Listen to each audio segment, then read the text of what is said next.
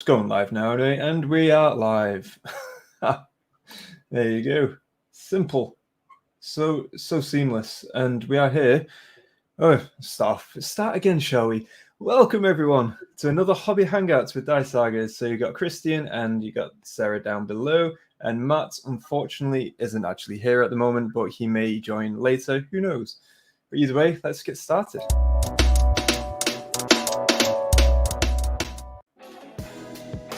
A little jazzy beginning there. Well, yes, Sarah, what are you working on tonight then? So tonight, I have a nice big box of Savage Orcs. This is going to be cool. Orcs number 101 to 120 in my Savage Orc army. Hell no. That just sounds brutal. And the good thing is that they're pretty sneaky, so they're all easy to paint in green. True, that's true. That's very true. Poets, welcome. You did actually tell me how to pronounce your name last time, and Spezza? I was going to call you Poet. Sorry, mate. I'm just going to butcher it every time. I need to practice. I do need to practice. But no, and I think we have the Knight of Zen as well. Welcome, mate. Hello, Christian, Sarah, and Good Side. Hey. The cheesy Good Side. Funnily enough, the actual Good Side is the other side. So it's not my right, it's my left. But hey ho. Just flip it and it'll be alright. Yeah. I don't have that much room over there, as you can probably see, right next to the wall and curtain. Oh no. So Sarah, what you're working on assembling your Savage Orcs?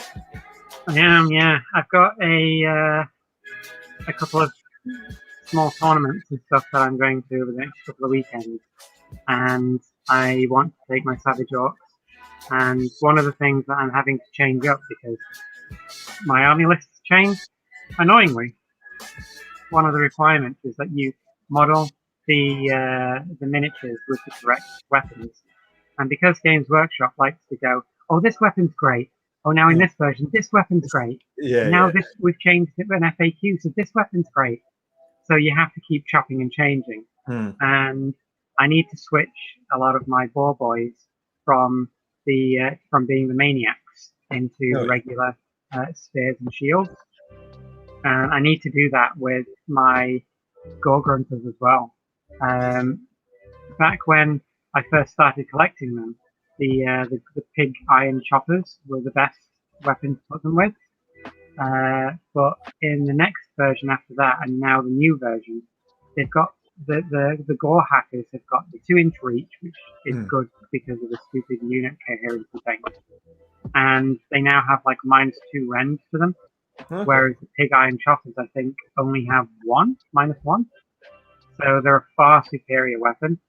So I need to change all 12 of my gore grunters to have gore hackers now. Oh, right.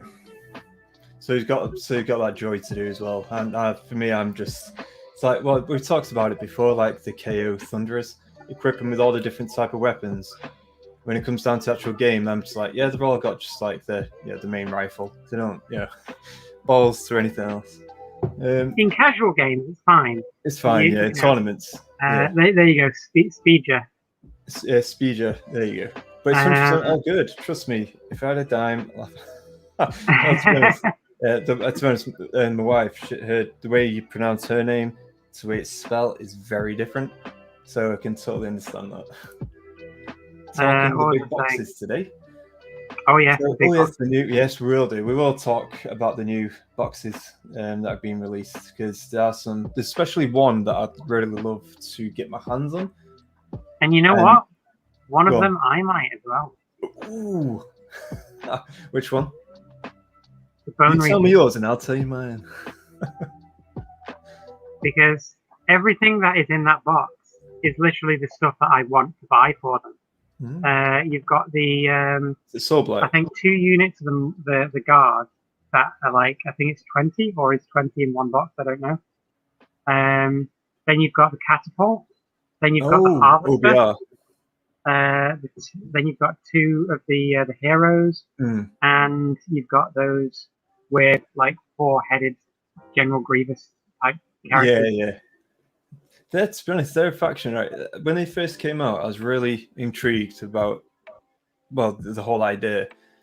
I just wasn't that big a fan of the main skeletal warriors. I don't know. I don't know whether it's the smiley and all that stuff doesn't bother me because again, you've got there's the whole lore around it, so that's fine. I don't know. It's just the bulkiness. I just don't think they looked that great when they first came out. If I looked at them again now, it'd probably be different. But no, I was looking at the Soulblight guys myself with the zombies, skeletons, go pure horde. I'm like, I've already got like 30 zombies from the old edition, mix them all in. Oh. I think in the box it's something like, what is it, 20 skeletons, 40 zombies? Is it 40 zombies? Then you've got a unit of Blood Knights, and then one of those weird nightmare I don't know what they're called, but the weird bat dragon creature things. Yeah. No, that's fair. I mean, to be honest, that's one of the ones I would get if I was going to get one. That's definitely one I'd look to get. Oh, hold on. Yeah, so that's one I'd look to get for sure. It's just, again, it's that time investment, and I do need to, as I said before, I do need to just hitting the mic. I do need to sell a few things beforehand. Which obviously Christmas is around the corner. People may be interested in purchasing them because obviously, you know, there's a bit of a presence themselves kind of thing. So might just have to sell a few armies then. Yeah, I think the ogres that I've got, I might end up selling those, and I've got quite a lot of orcs from 40k as well that I kind of need to get rid of because I'm never going to, like, some of the metal ones I think I'll keep because they're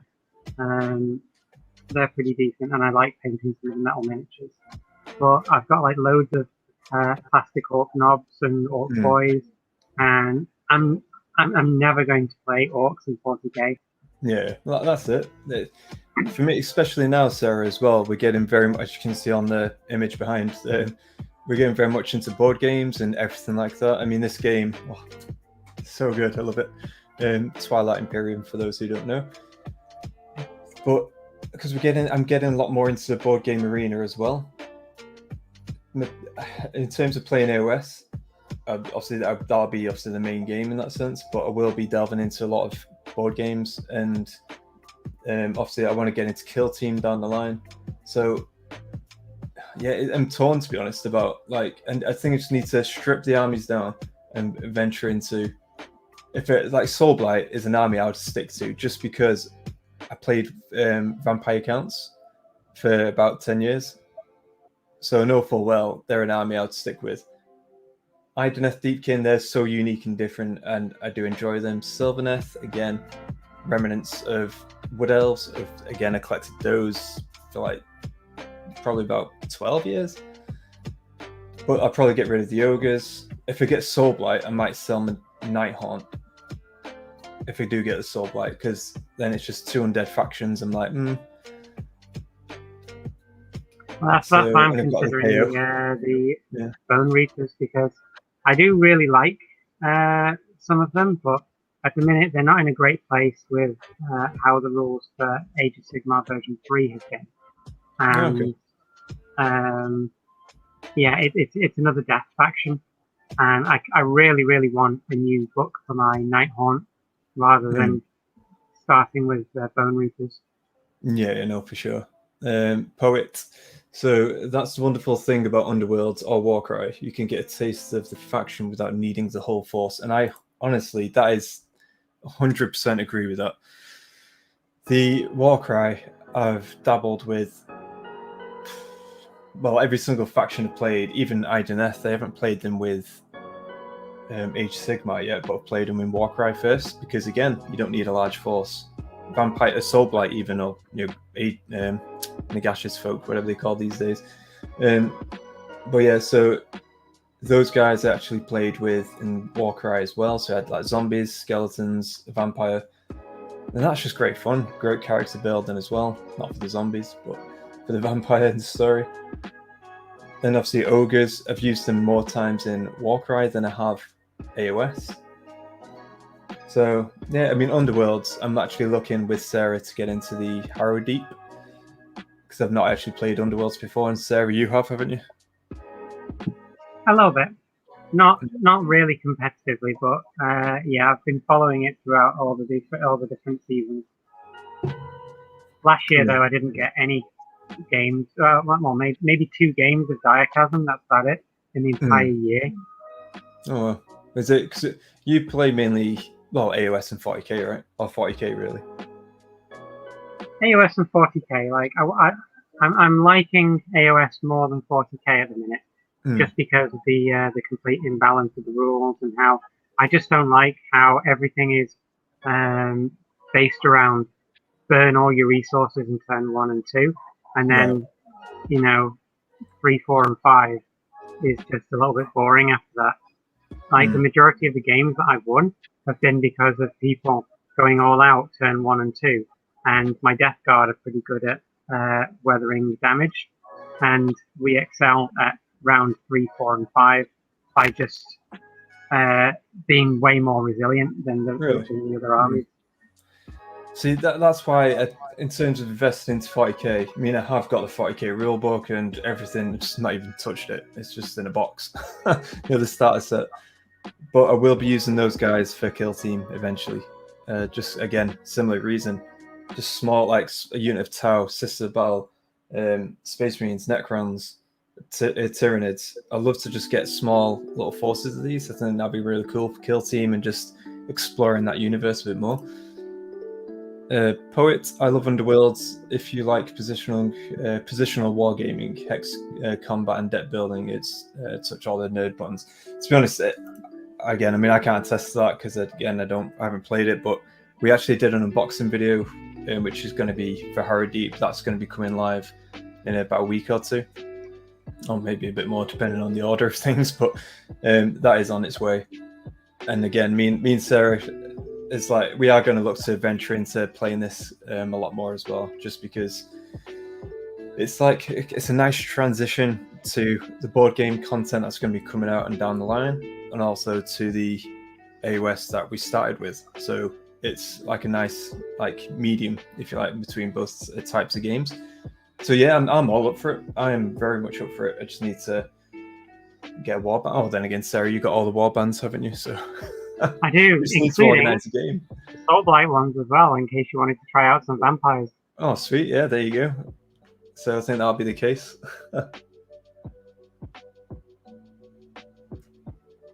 For myself, I think tonight I'm going to be continuing with my Reavers. I need to do the metal and hopefully not. Because last time I remember I started to smudge a little bit because of tiredness. I've actually been getting some decent sleep this week, shockingly. So hopefully I'll be a bit more less trembly and get the actual fine details on the armor, and also the bits I've missed, clearly. Fax Painter, welcome. Evening. Right, I'm just going to get cracking on because it ain't going to paint itself.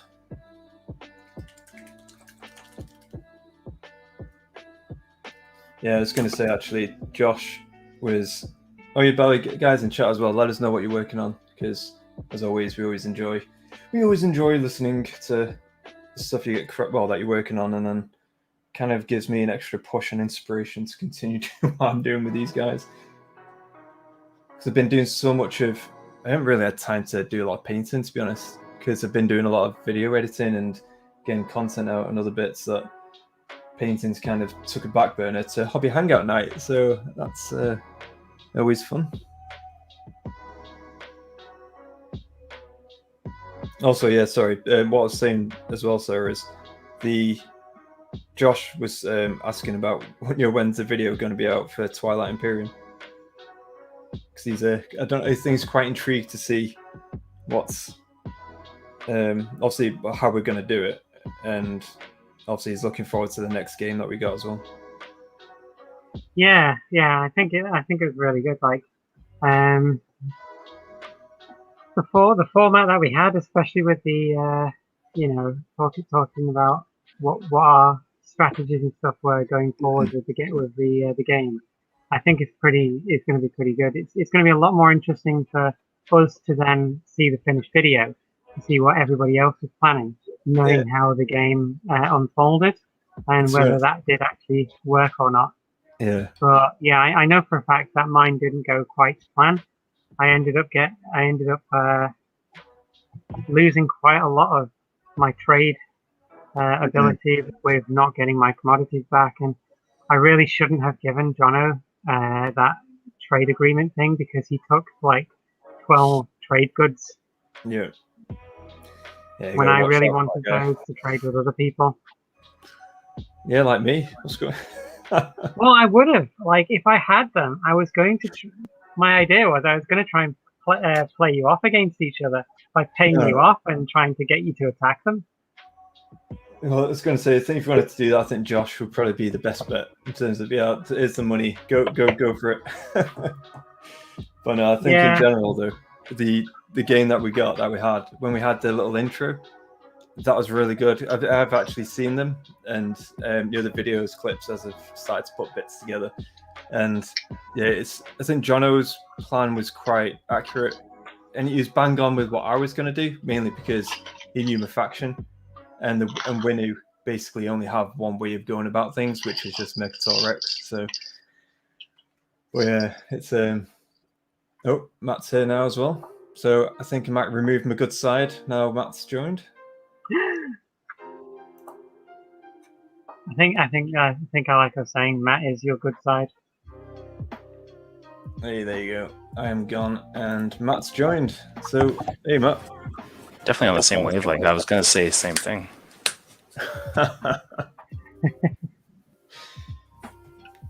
Matt's good side is no, I won't go there actually. Just because a camera angle is best not in going too great detail. So Matt, what are you working on then? Some Chaos Knights, I see. Chaos Knights still. They're getting there. They're really, really simple job on them this time around.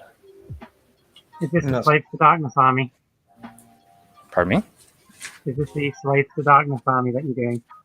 To be honest, I don't have very much in my Slaves to Darkness. It's just Chaos Warriors, these Knights. I've yet to do Varangard. I need to do those. I need to do the lore on the Crackerjack thing. And then Crackerjack thing? Crackerjack? Oh, the Crackerjack. Kara something or another. I can't remember the name. That thing. I think the Crackerjack is a lot better. Sounds better. The Crackerjack. And who else? And Archaon, of course. But don't plan on using him very often. Not in the narrative, at least. Because he's a little bit too powerful. Touch powerful, and he's he's named. And yeah, pretty much. Yeah, you can't. Kind of hard to write him into our story. If you're going to use him the way that he's written in his own lore and stuff like that, he always wins. Yeah, more or less. He kind of wins by default, doesn't he? Like when the new Ossiarch Bone Reapers and stuff like that came out, and there was that Wrath of the Everchosen book. And one of my friends who started collecting Ossiarch Bone Reapers was like, "Oh, there's a battle with them in it. Like, how does it go?" And I was like, "Do you really want me to just read the end paragraph?" And they're like, "Yeah. I want to know what happens." And I was like, Archaon wins. You'll either get beaten. Archaon wins. It's like the standard answer, the basic, like the default answer. Archaon wins. That is then cracking on with my Rotigus tonight. Is that right? Rotigus, the great unclean one. Oh, right, okay. Very good. We saw pics of that. She looks mighty impressive. Assembling my... Oh, man. Good luck. Assembling my 4,000 point Nighthorn army tomorrow. Playing Skyrim this evening. Oh, so he's doing that tomorrow. Skyrim this evening. Oh, very cool. I really enjoyed putting the Nighthorn together. apart from the Spirit Host, they were an absolute nightmare. Yeah. I feel like most of the Night Haunt line are very fiddly to play with or to build, aren't they? Let's say, Yeah, I 'cause agree they've with got Spirit really, Host. really thin bases to them. Well, not bases, sorry, but like contact points for the base. So, like Lady Olinda, she bounces when she moves. Yeah. Is that because of her assets, or is that because of the way she's placed? It's the way that she's placed. Like it's almost like a tiny little hook like that has one contact point at the bottom that she's on, and it just bounces whenever she moves. Wonder how that gets through like GW HR or GW like a quality assurance. Like, yeah, that looks safe. That looks all right. That looks like it'll hold. I'm telling you, it's the same people who decide to go, do you know what? Let's put a contact point for the sprue on the edge of this sword, or let's put the contact point for a sprue on the inside of this curve.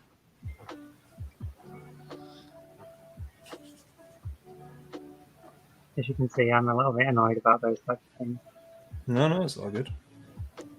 Understandable, I think.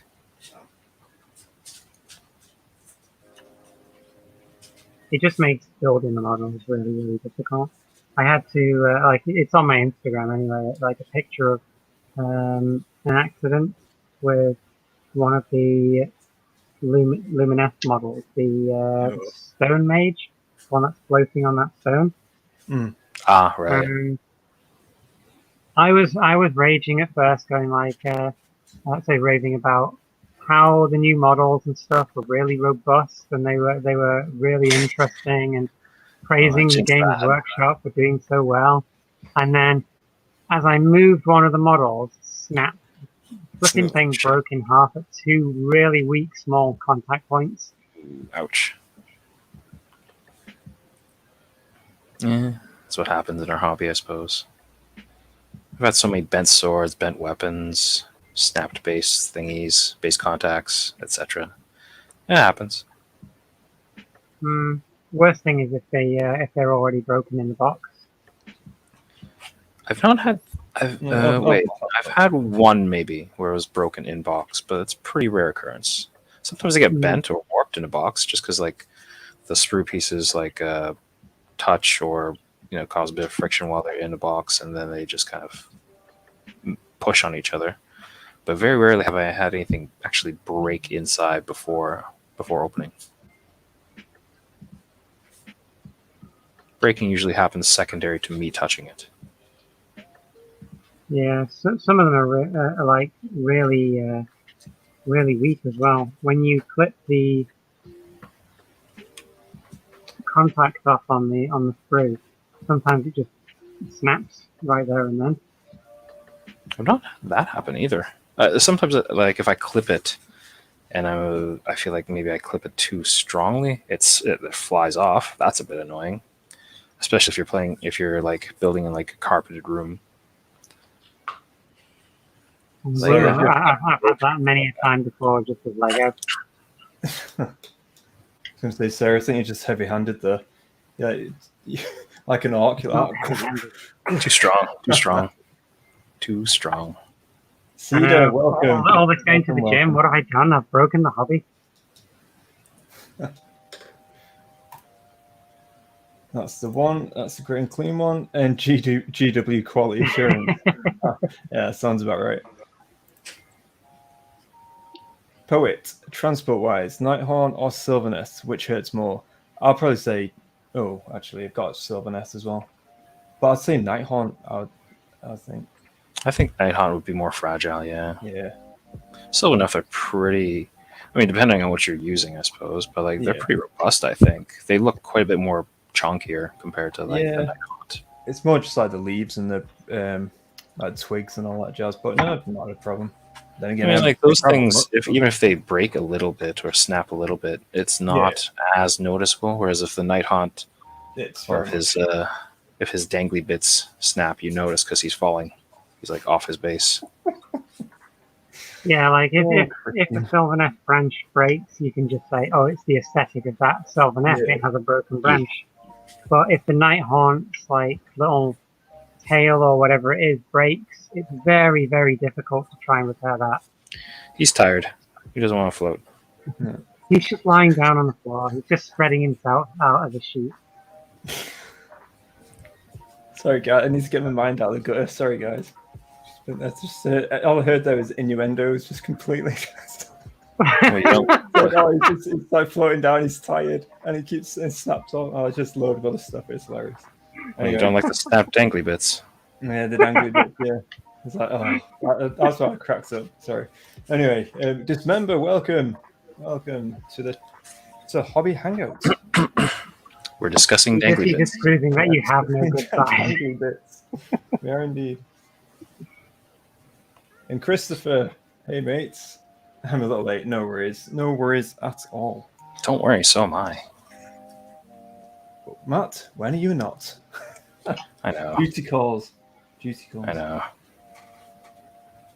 You have a special dispensation. There you go. That's what I was looking for.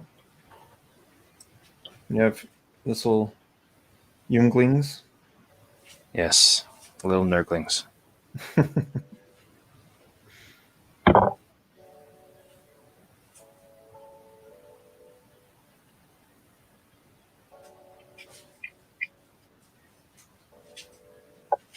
So Matt, my voice went then. Matt, what about the new boxes then? What do you think?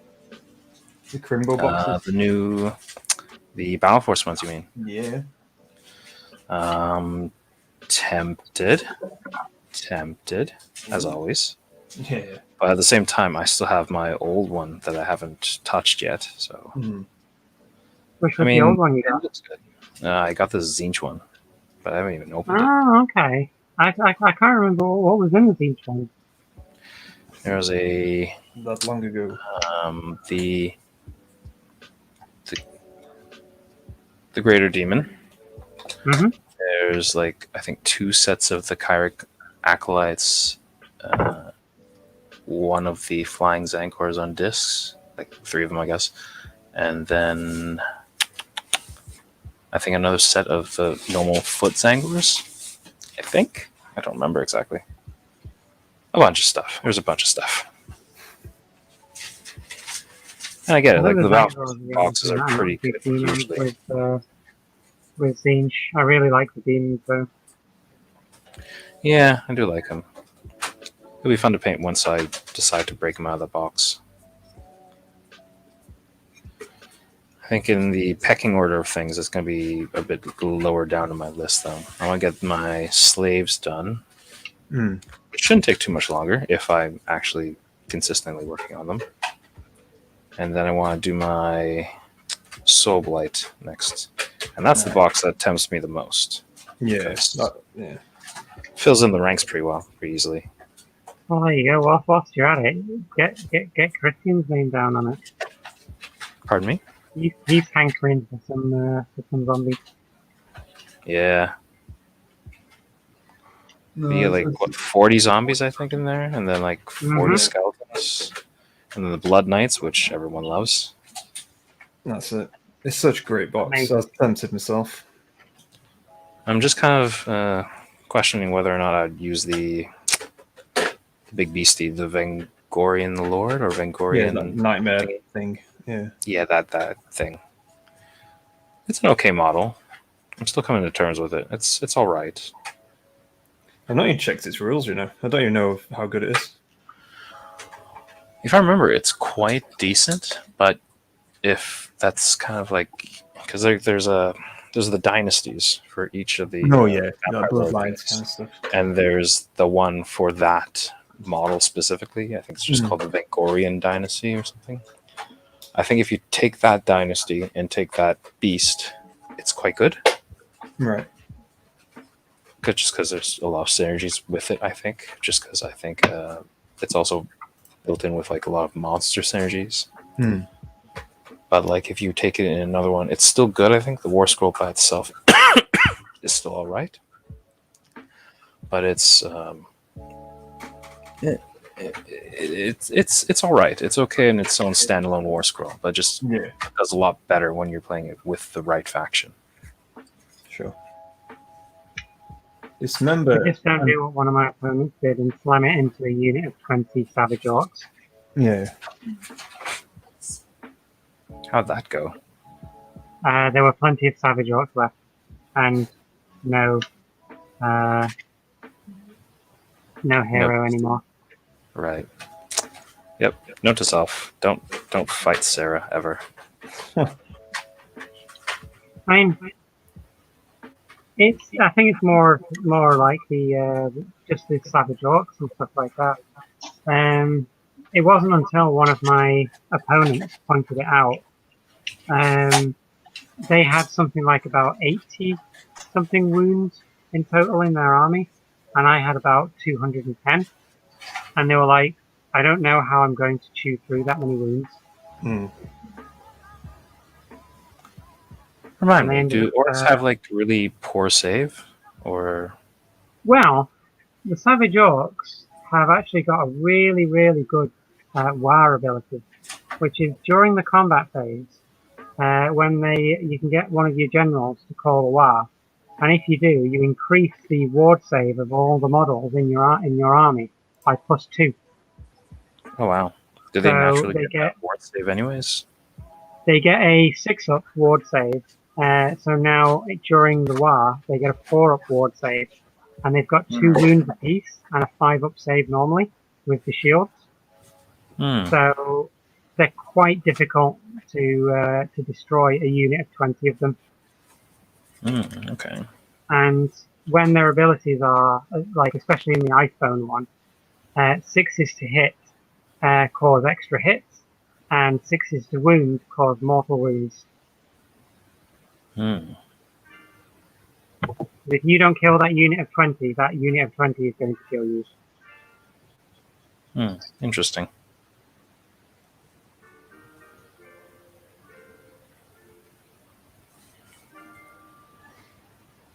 So, I mean, is it only when they call the big wah, is that when the ward save improves?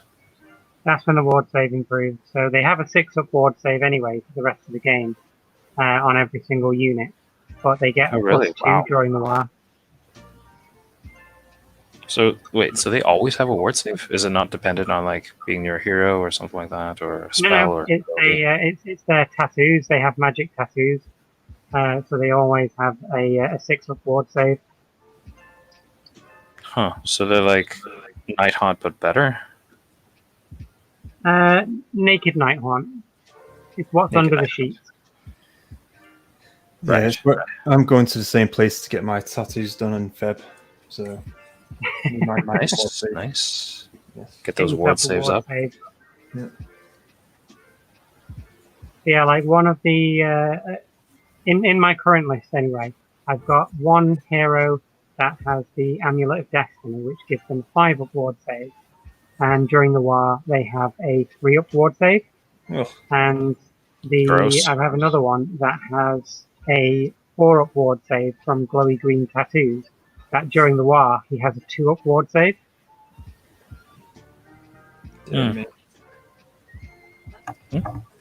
Play the objective. Don't fight.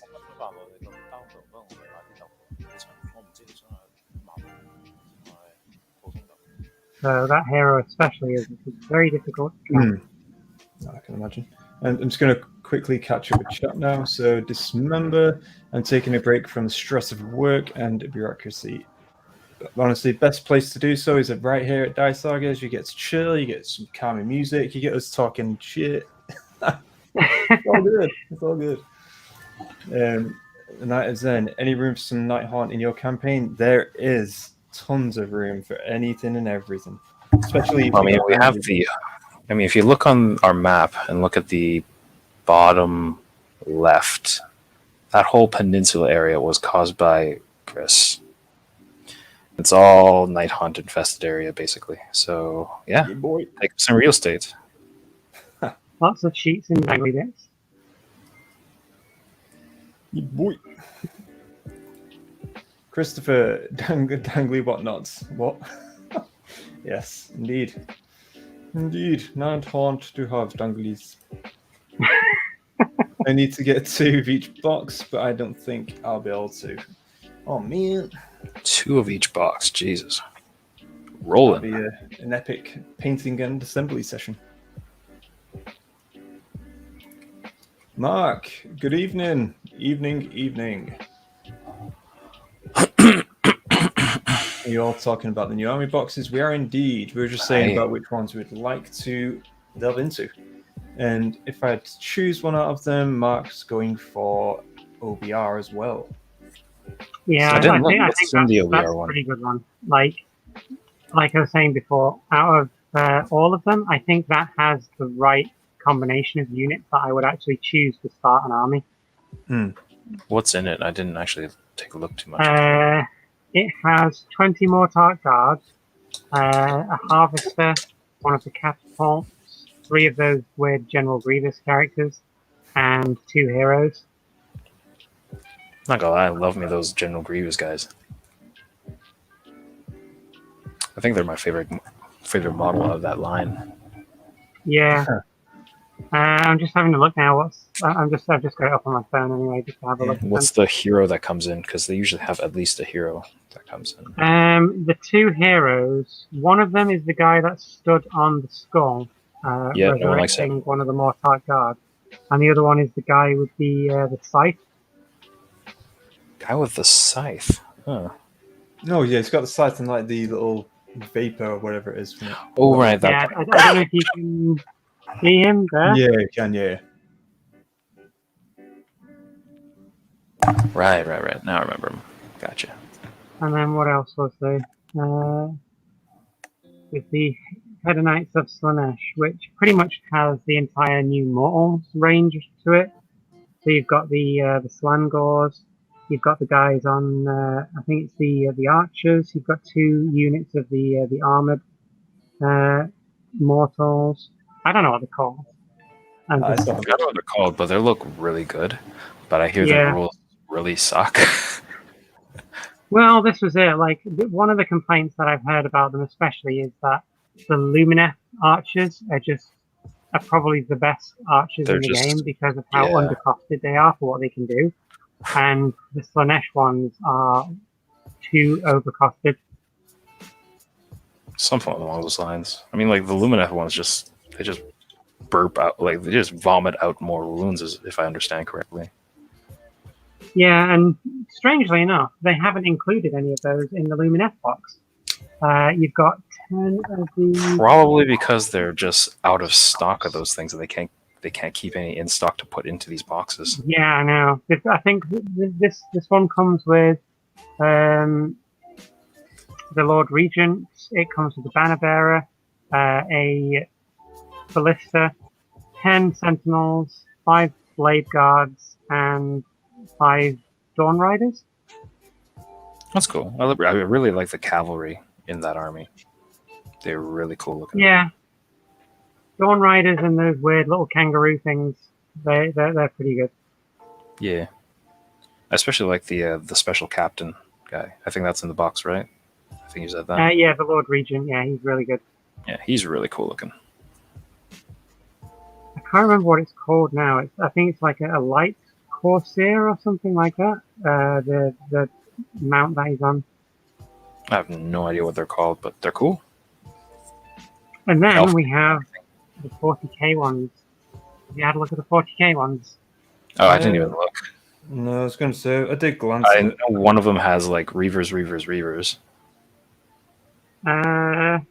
No, Sisters of Battle is one, right? I don't know. No. There are actually, there's no Reavers in this one this time. So there's the Admech one. I'm not really too sure as to what all these units and stuff are, but there's an Admech one anyway, with a bunch of stuff that they probably can't sell now because they've changed the rules and screwed everybody over. They have an Orcs one, which actually looks pretty good. It's got a unit of 5 knobs, 2 units of 10 boys, some Gretchen, War Boss on bike, the shock attack gun, and a fighter jet. Sounds alright. The Sisters of Battle one has like a unit of 10 sisters, some HQ thing. The sisters with the pan lids, shields, and then I think it's a like a Redeemer tank or something. Everybody's going to be screaming out names and stuff like that, and I'm butchering them. But it's a tank with a with an organ on it, so you can The organ play tank. music. I know. We know what you're talking about. The organ tank. Yeah. What Then else the do you really Necrons. say about it? The Necrons one is kind of okay, I guess. 10 warriors and some scarabs because I just think they can't get rid of enough warriors. 2 Doomstalkers, which is pretty good. A heavy Locust Destroyer. 5 of the Flayers, again, because nobody wants them. A Psychomancer, or is it a Psychomancer? Yeah, a Psychomancer. And then 3 of the Blade Wraith Destroyers. I don't know what they are. Then there's a Death Guard one, which I think is actually pretty good. 7 Plague Marines, the Standard Bearer, which I don't think anybody ever uses, a Champion, 3 Death Shroud, a Plague Burst Crawler, and 3 Light Haulers, which I think is good. But of course, the Space Marines get the best one, and it's going to be sold out within seconds. Yeah. So this is 20 Intercessors, a Captain, 3 Blade Guard, 5 Heavy Intercessors, and 1 of those new Speeders.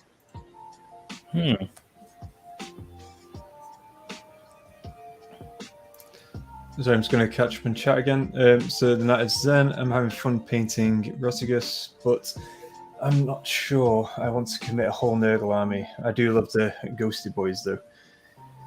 Yeah, I don't know. I mean, I have like certain miniatures that I love for different factions. So, for instance, Seraphon for me is Slaanesh Priests and Lord Croak. Then I just love them. The miniatures look so damn good. It's like demons, the Great Demons look absolutely awesome. But would I invest in the whole arm, especially like Slaanesh, all those spiky bits, the chariot thing as well? And I'm like, dear Lord, I can just imagine that being an absolute nightmare. So I mean, nothing's stopping you from just collecting a model or two. No, not at all. Not at all. I mean, I had, what are those called? Morghast, like a pair of Morghast Harbingers, I want to say, that have been sitting in my little case for like ever, just because I love them, painted them, and I didn't have an army, so I just kind of left them in there. And until I finished my Soul Blight, and then I ally them in, they're just going to continue sitting there. But it's fine. Good model still. No, for sure. But if you like the greater demons, you could pick up Bellicor and do him, and then just like bring all his friends in. True story. I think at the minute Nurgle's still pretty good with Bellicor. I think Slaanesh is sort of like the only underpowered ones. Nurgle, Blades of Corn, Slaanesh is really good, I think. All of them work really well with Archeon and Bellicor. Just remember, so I should clarify, I'm in the process of opening this store, so that's just why I was saying before about 2 boxes of each. I'm about 3 weeks behind schedule. Yeah, it makes sense. I want them for inventory. Yeah, no, that makes more sense. I was like, Jesus, 2 boxes of each. That's my hobbying for like the entire year. If not more so. Not more. Sorry, Christmas is cancelled this year. No Christmas dinner or anything. I'm going to be painting, unless you're coming round to help paint. Yeah, exactly. Paint and assemble everything. Yeah. Dangling Whatnot was an old Warhammer item you could give goblins. I don't remember that one. I used to love the magic items and all that stuff in fantasy. That was cool. I also used to give my warrior priest this mirror thing, which basically reflects the stats. So then you take their stats. So you take their web skills, strength, toughness, wounds. That's fancy.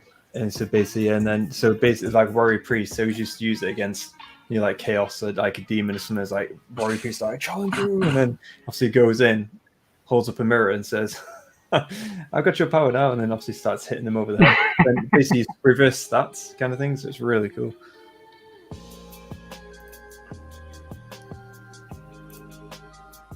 Mark, I have just spent most of this evening building the scenery of Warcry Catacombs. Ooh, that's cool. Ooh, those are I've- really nice scenery pieces. Yeah, for sure. I had my first skirmishes this weekend, but I'm at odds whether to take my Nighthaunt or my Legions of Nagash warband, which I got on my B-Day on Sunday. Well, happy birthday anyway. I didn't know that, so happy birthday. Yeah. The vote, right, you'll get the Dice Saga vote, so I'll go first. I'll say Nighthaunt. Sarah? Nighthaunt. It's Nighthaunt, and I have a reason why. Okay, Matt? I would say Nighthaunt as well, just because I don't know what's really entailed in the Legions and the Gash. Oh, skeletons, zombies, vampire, necromancer. All good fun. Definitely tried Nighthaunt. Definitely go with Nighthaunt. Sarah, well, that's the Dice Saga vote. That's 3-0 for Nighthaunt. But Sarah, what's your reasons? So the reason is, in Catacombs, I think each of the warbands and stuff has extra rules, or it might be like the allegiances or something like that have extra rules. But Nighthaunt have the ability to phase through walls, which some of the others don't. So then they're probably a little bit more mobile in terms of being able to actually phase through walls, grab objectives, that type of thing. There you go. What is the music in the background, Mark? This is just it's a royalty-free Spotify, like chilled. So I can't remember the hell it's called. You can see him waffling, but it is royalty-free. Just one of those chilled music vibes. If you're interested, just drop us a note on Discord or something. I can send you a link. Fax Painter, that's the name of it. Van Horstman's Speculum, that's the name of it. In memories, either memory or good Google search. What is that miracle that was in Warhammer? Yeah, I think of something completely different when I think of a speculum. And Sarah probably does as well. I don't even know what it is, so I couldn't even picture it. Never mind. Retreat. Mark is Nighthaunt. It is then.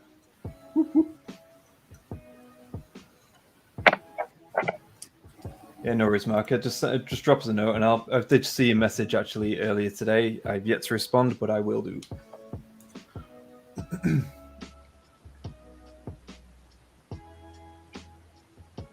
So I have painted the knees, or should I say the thighs, downwards for all. Ooh, sultry.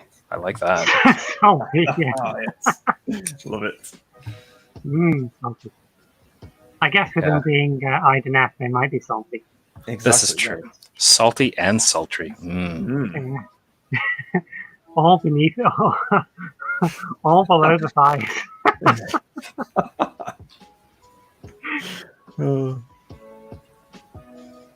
And like next to no smudges either. I'm pretty. This is what happens when you get some sleep, folks. You know, you can actually concentrate without trembling. Old Hammer, yes. Love Speaking it too. of Old Hammer, I had a little delivery today of some your dwarfs? nostalgic models. Is it your dwarfs? It was my dwarf.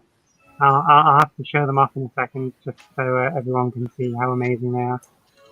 But yeah, like they were supposed to be in like in a box of 10, and I found 6 on eBay for like £7.50, and 5 of them had the original shield, all unpainted. So I was like, yeah, I'm having those. Cool. They were the first ever miniature that I ever bought and painted for Warhammer, and I don't know what happened to them. Like, I sold off a lot of my Warhammer in order to pay for university and stuff like that. And one of my friends, it turned out that one of my friends had actually bought a lot of my Warhammer off me at the time, and I just completely forgot. And I was looking through it, and they had tons of my dwarf, but they didn't have the Blood Bowl team, so I don't know where that went. And a lot of my plastic dwarfs were all gone, so I don't know what happened to those. But sad times. did you get them?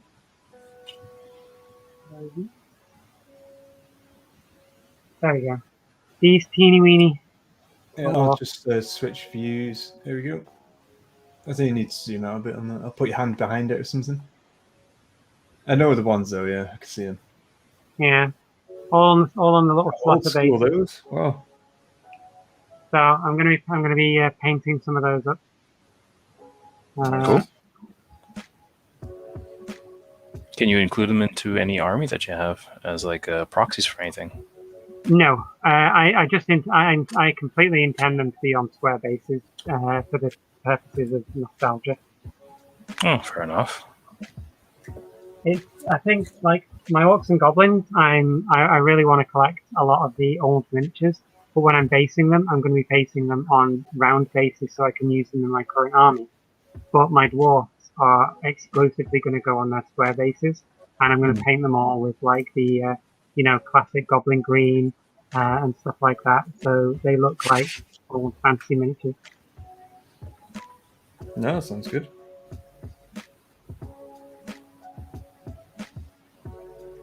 Tell me, I'm kind of new to Warhammer. I didn't really experience it until, well, 5 years ago, I guess. So I don't have the whole nostalgia bit.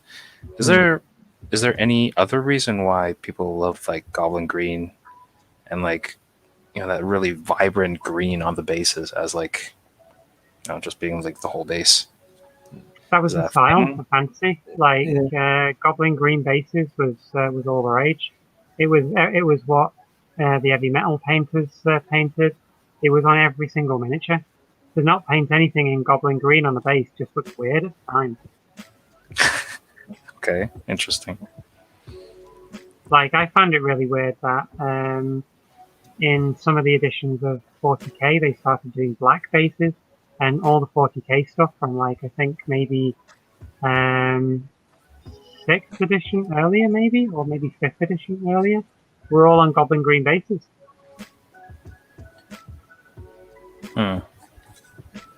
Like Goblin Green was one of the paints that, regardless of whether you played 40k or fantasy or whatever faction you played, it was always a paint that got used. Yeah, true. Interesting. So I mean, back then was like basing with like what you do now with like flocking and like debris and sand and rocks and all that. No, Was that not a thing at all? That. It was just sort of a type of one type of block. Like back in those days, Games Workshop actually used to do their own brand of hobby tools and stuff. Like you could get way more than what you've got now. Like you could get polystyrene cutters. You could even buy scenery like hills and stuff, bags of block for your bases. They don't do any of that now.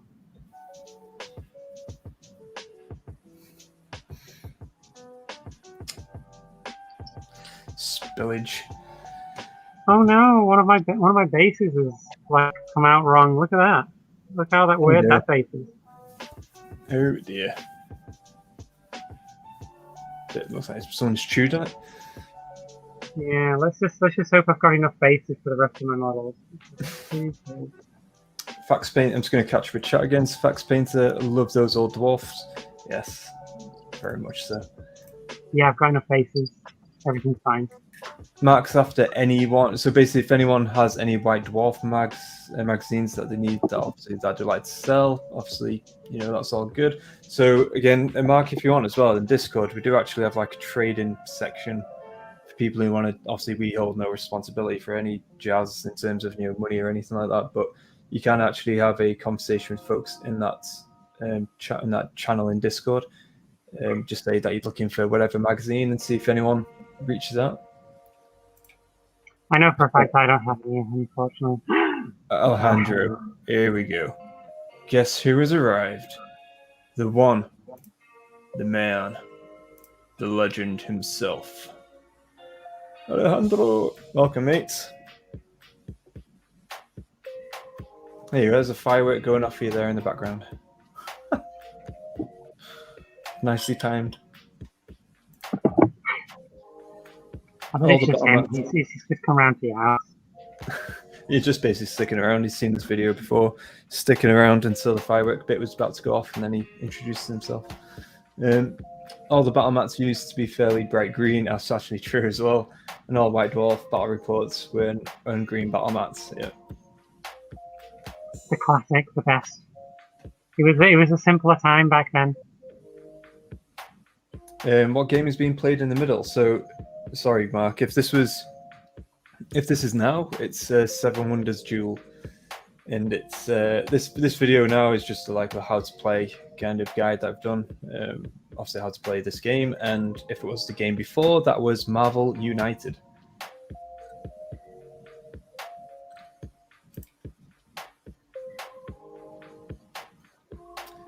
Second edition, Enchanted Blue Ultramarines with blood red guns, Sunburst yellow trim, and goblin green bases.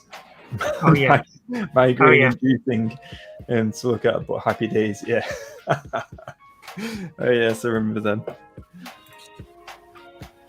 I saw some on Instagram the other day, and it was a chaplain with some blood angels and some ultramarines. And oh my god, they're so bright.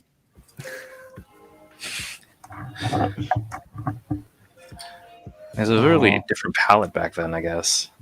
Oh yeah. Yeah. A lot of the colors were really, really bright. They didn't have a lot of these darker colors and stuff. Like as grim dark, I guess. Well, yeah. Now it's grimdark or all that. The fashionable. I mean, was what was it? I mean, John Blanche was doing artwork for a long time, even way back then. So was his like vision, his style, was that not picked up by anyone back then? I think was it not like the majority of his stuff, like 40K though? Yeah. I guess it just wasn't style. The style of like the heavy metal painters and stuff was all these bright colors and highlights and stuff like that. And a lot of people just wanted to replicate what they saw in the magazines, I guess. And then now that there's so many different painting styles and stuff, I think the grimdark style has prevailed. And a lot of people now are using a lot more shades and stuff than they used to. I'm wondering, did they have shade back then, shade paints? Or was that not a thing? They have the inks, which I think are pretty much the shades. But back then it was just a case of, you watered down a darker color and painted it into the recesses. Right. Interesting. I'm curious, have you worked much with inks or, what are they called? Inks or enamel paints at all? I've had to go with a couple of enamel paints. I've only painted a couple of models with it. They're interesting. They tended to dry quite matte compared to what I expected. And they did have pretty decent pigment on them. They're a lot more manageable than contrast paints.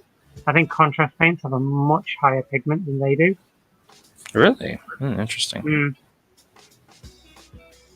I don't know. I've seen like some YouTube videos, and people do like magic voodoo with like some of those enamel paints.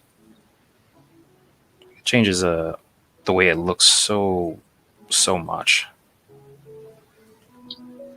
It's what I noticed with when I was using the like some glazes and stuff like that on my orcs. I've not done proper glazing. I've been using like contrast paints for glazing, and the difference when you put a glaze over the top of something with one of those types of paints, it completely changes what it looks like.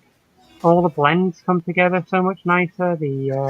That's the thing. Like it blends everything so nicely together sometimes. Even like the vibrancy of the color, because sometimes it can get kind of saturated and dull. Once you put a glaze over the top, it just brightens everything up. Sorry, guys, if you, I wasn't. I was basically, I just skipped ahead in a bit in chat, and I was just laughing at one of the comments. So cool. I'm just going to try and find my way around Discord. Awesome, Mark. Yeah, honestly, get involved as much as you can. So obviously, we've got a great community on there and in chat right now. Dismember. Those were amazing. Siege Studios just posted a second company with those colors. Space Marines, Ultramarines, right? Nothing wrong with bright. Not at all. No, it's, this is the comment. That's all I laughed at. I could get a suntan from playing with my first minis. Oh, that cracks me up. I keep my stock. Oh yes, Cedar, you got really colourfully, tastefully done. That's the difference. It's tastefully done. Your Stormcast. I love them though. They are very reminiscent of some of the color palettes and stuff that you would used to get.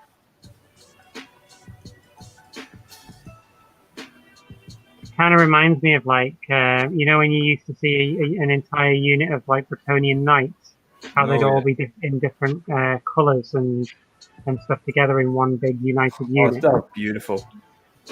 I love that.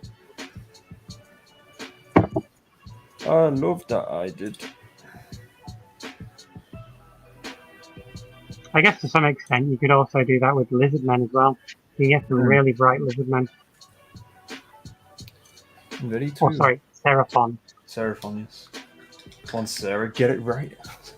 I know. In this world of Troggoths and Dwarven and Orcs. Dwarven. Oh dear.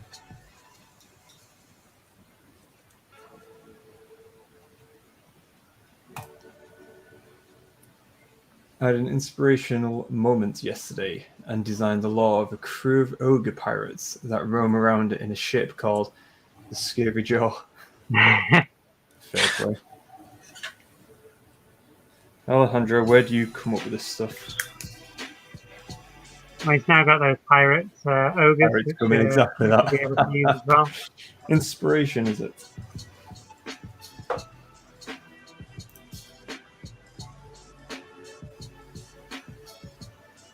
So basically, the type of paints we use, folks. So I'll start off easy because I would say personally that Matt and Sarah are very much more technical painters in the sense of I'd say I'm a speed painter of the lot. So I would say for me, I'd use GW brushes, GW paints as well, and I mainly use contrast paints.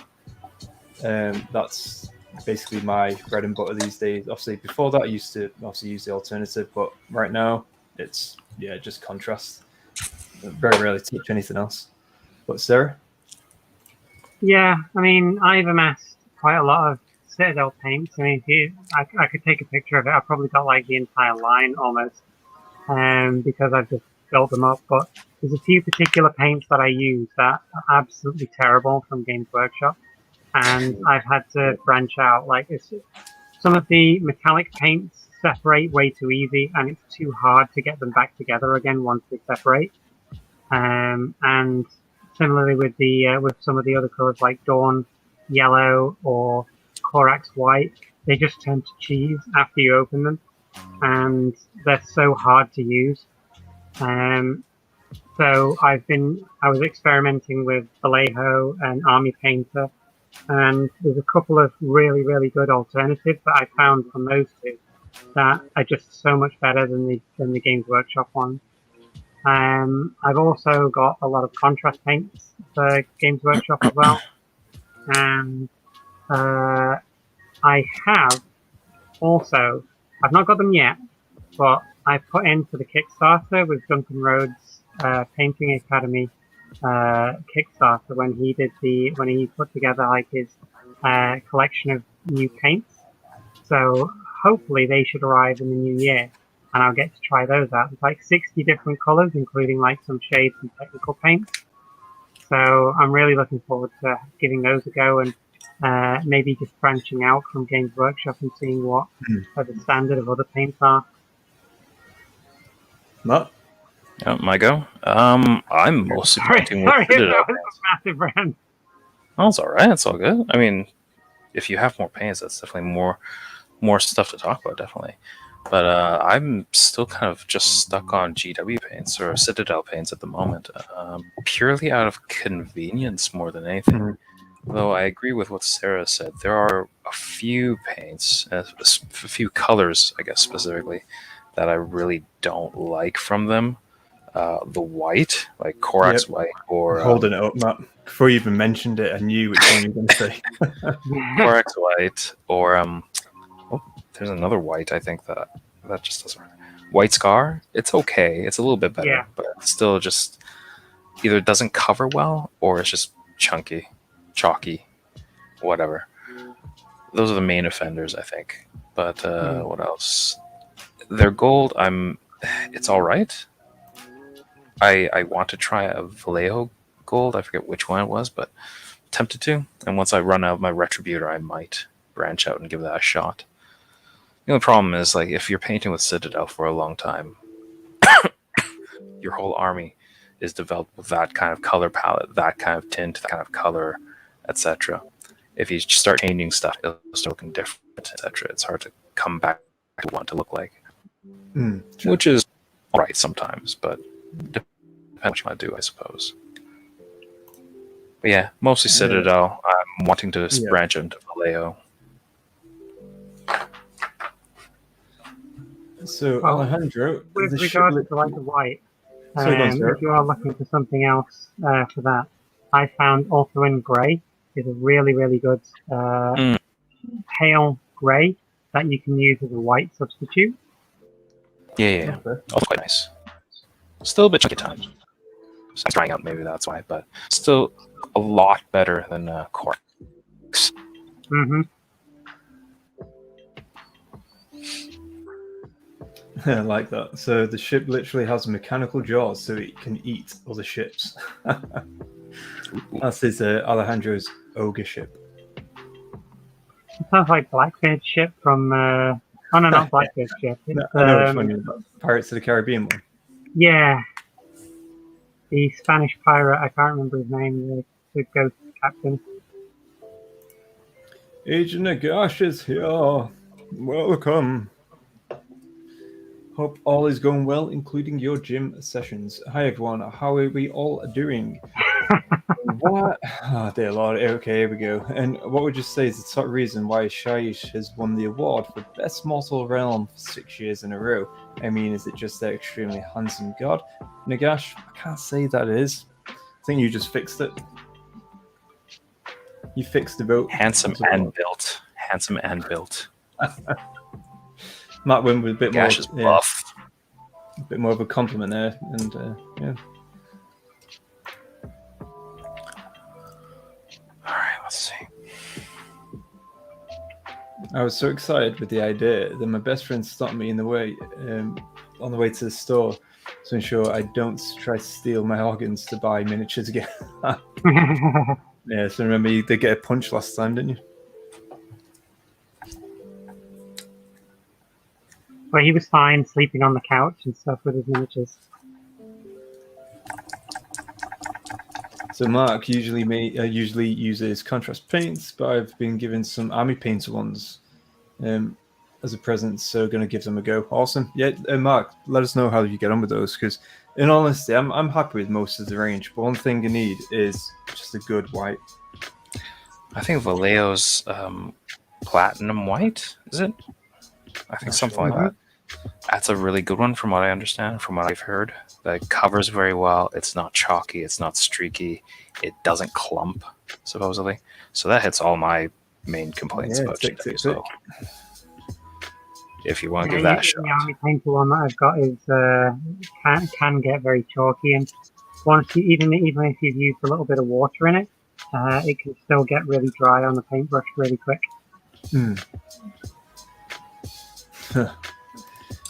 Too kind from Nagash. I was like, no mate. Oh, Nagash, how's your campaign thing? You're doing a Warcry narrative style battle reports, aren't you? I'm not saying, you're copying us or anything, or you're taking inspiration, of course, should I say? Ooh. Matt, he's already ignored. He's already acknowledged that. He got inspiration from us, so it's all good.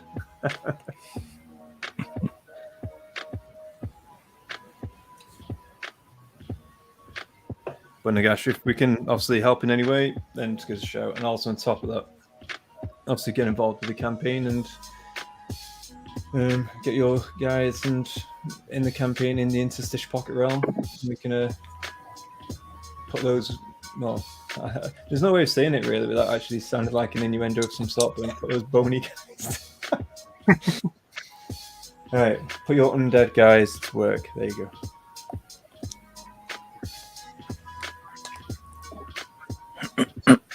Then I base coat and shade everything with contrast paints and then highlight or dry brush with lead paints.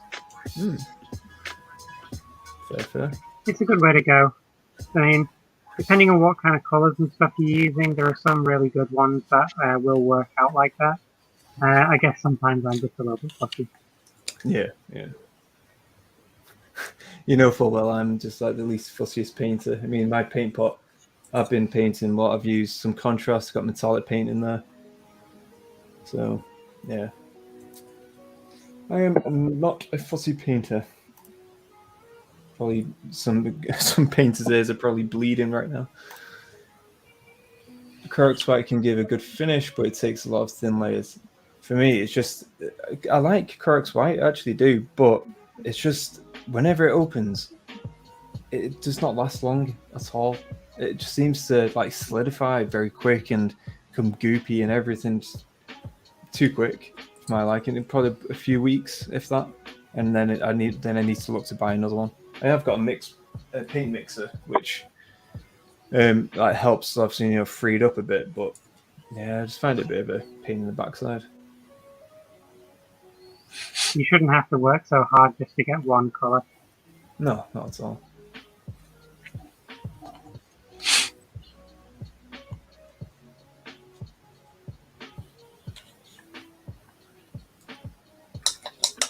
Oh yeah, that's actually very true. Yeah, of course, handsome. Nothing attracts the lady like a big skeleton.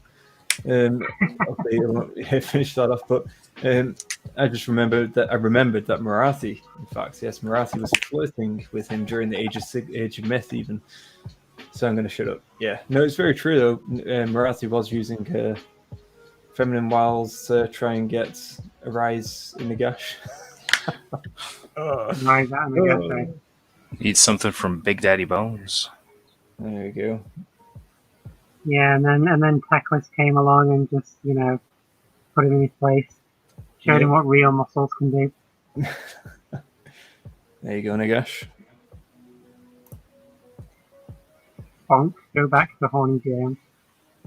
I normally hang around longer, but I feel my meds are doing their job and eyelids are getting heavy, so I will sign off. Yeah, no worries, Mark. Hope your back's feeling better as well over time, obviously, because I know it's a long-term condition. So hope you're feeling better, mate.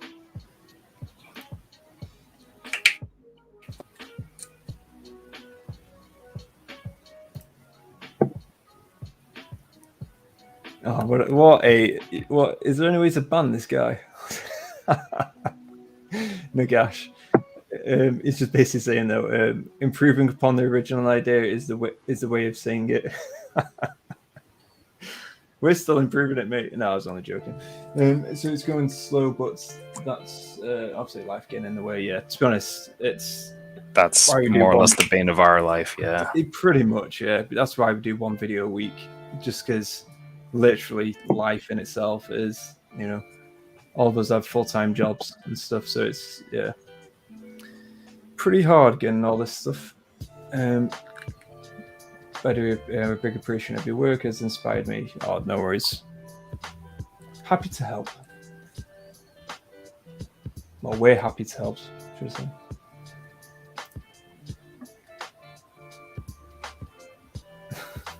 say. Ladies love their bone daddy. I wonder why.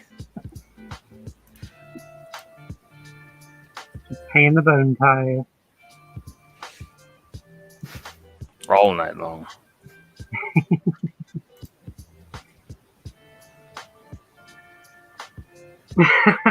Yeah, right. Yeah, he's using those ball steroids and stuff. That's what it was. No worries, Matt. Take care.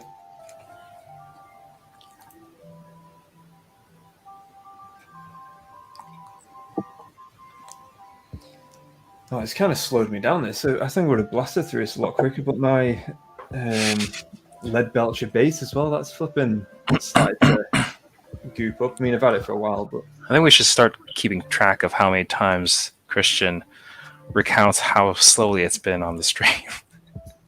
what do you mean? Is How many times you like mentioned that? Oh, I should have gotten so much more done today. I could have gotten this done. This is going a lot slower than I thought. Matthew. You can tell I'm serious talk now. I'm saying Matthew. Well, Matthew, I'll tell you what right now. Take the ring, and then we're all good. Oh no! In all honesty, for flop's sake, I knew you missed something.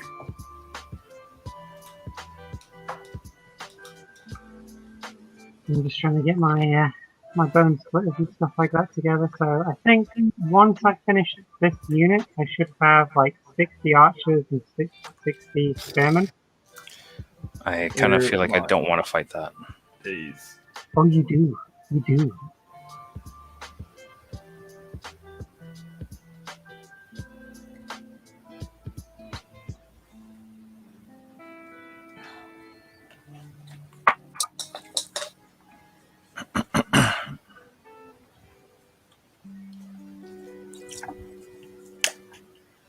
I love the dynamic poses of Reavers, but painting them, because they are dynamic, it's a pain in the ass.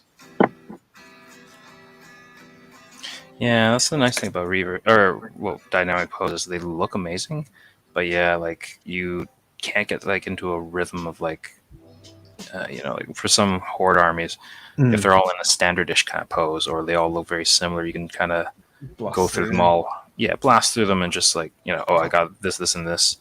And just kind of do the same thing over and over and over again. It's kind of monotonous, but it's fast. Yeah. But when they're so unique looking, you kind of have to take your time. Okay, so this one has this thing and that thing. This one I can see this and that, and whatever. A bit more focus. And this is how I managed to paint a 2,000 point bone splitters army in 2 weeks. Damn. Because they're all literally the same. Well, they're pretty aged models now, aren't they? Oh yeah. The Ard Boys are still like a 5th edition, Really? or 4th edition fantasy model. Oh, they look a lot more newer than that. Oh no. Like they used to be metal versions of them, and then they changed to the plastic version.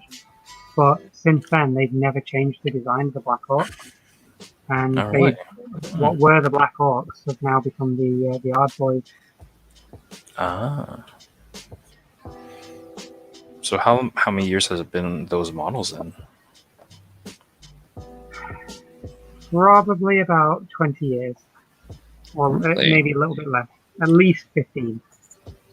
I feel like they've aged quite well then, because I thought they were one of those like model lines that came out, around the time of Age of Sigmar. Well, they were with the Iron Jaws, and like I say, they were originally Black Orcs. And I guess Iron Jaws are sort of like the Black Orc successors. I mean, just like the way they look, the detail that they have, etc., their poses.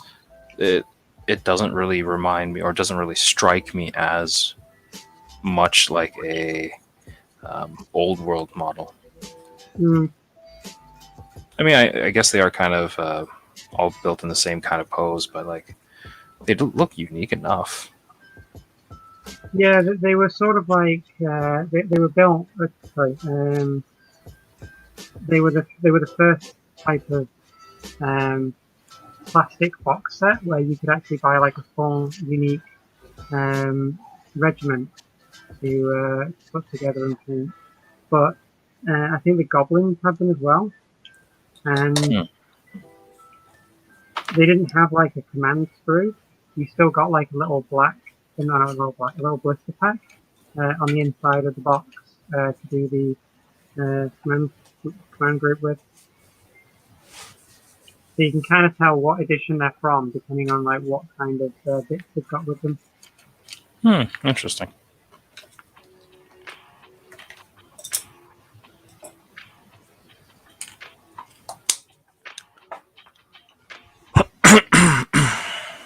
All right, let's see.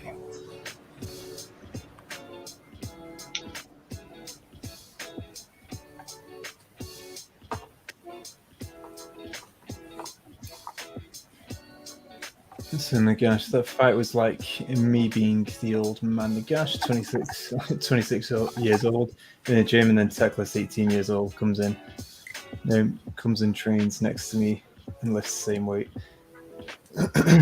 Appearances are still going back to what Sarah was saying. Well, he did forego his entire physical form pretty much, just to gain all that power. And Teklis is just he watched all the YouTube how-to videos, stuff like that. Took a few steroids and went off to the gym just to pick up the girls. I like that. I feel old Dice. I may not look it, but I feel it in my bones.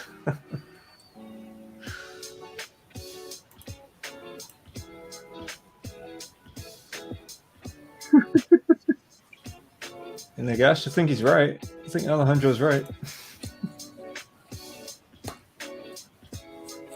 No, I'm the most powerful wizard.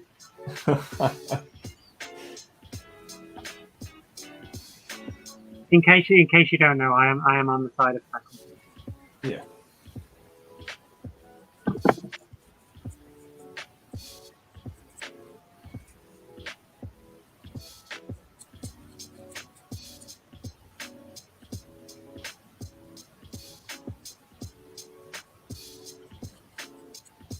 I think next year, I really need to start on my Lumineth.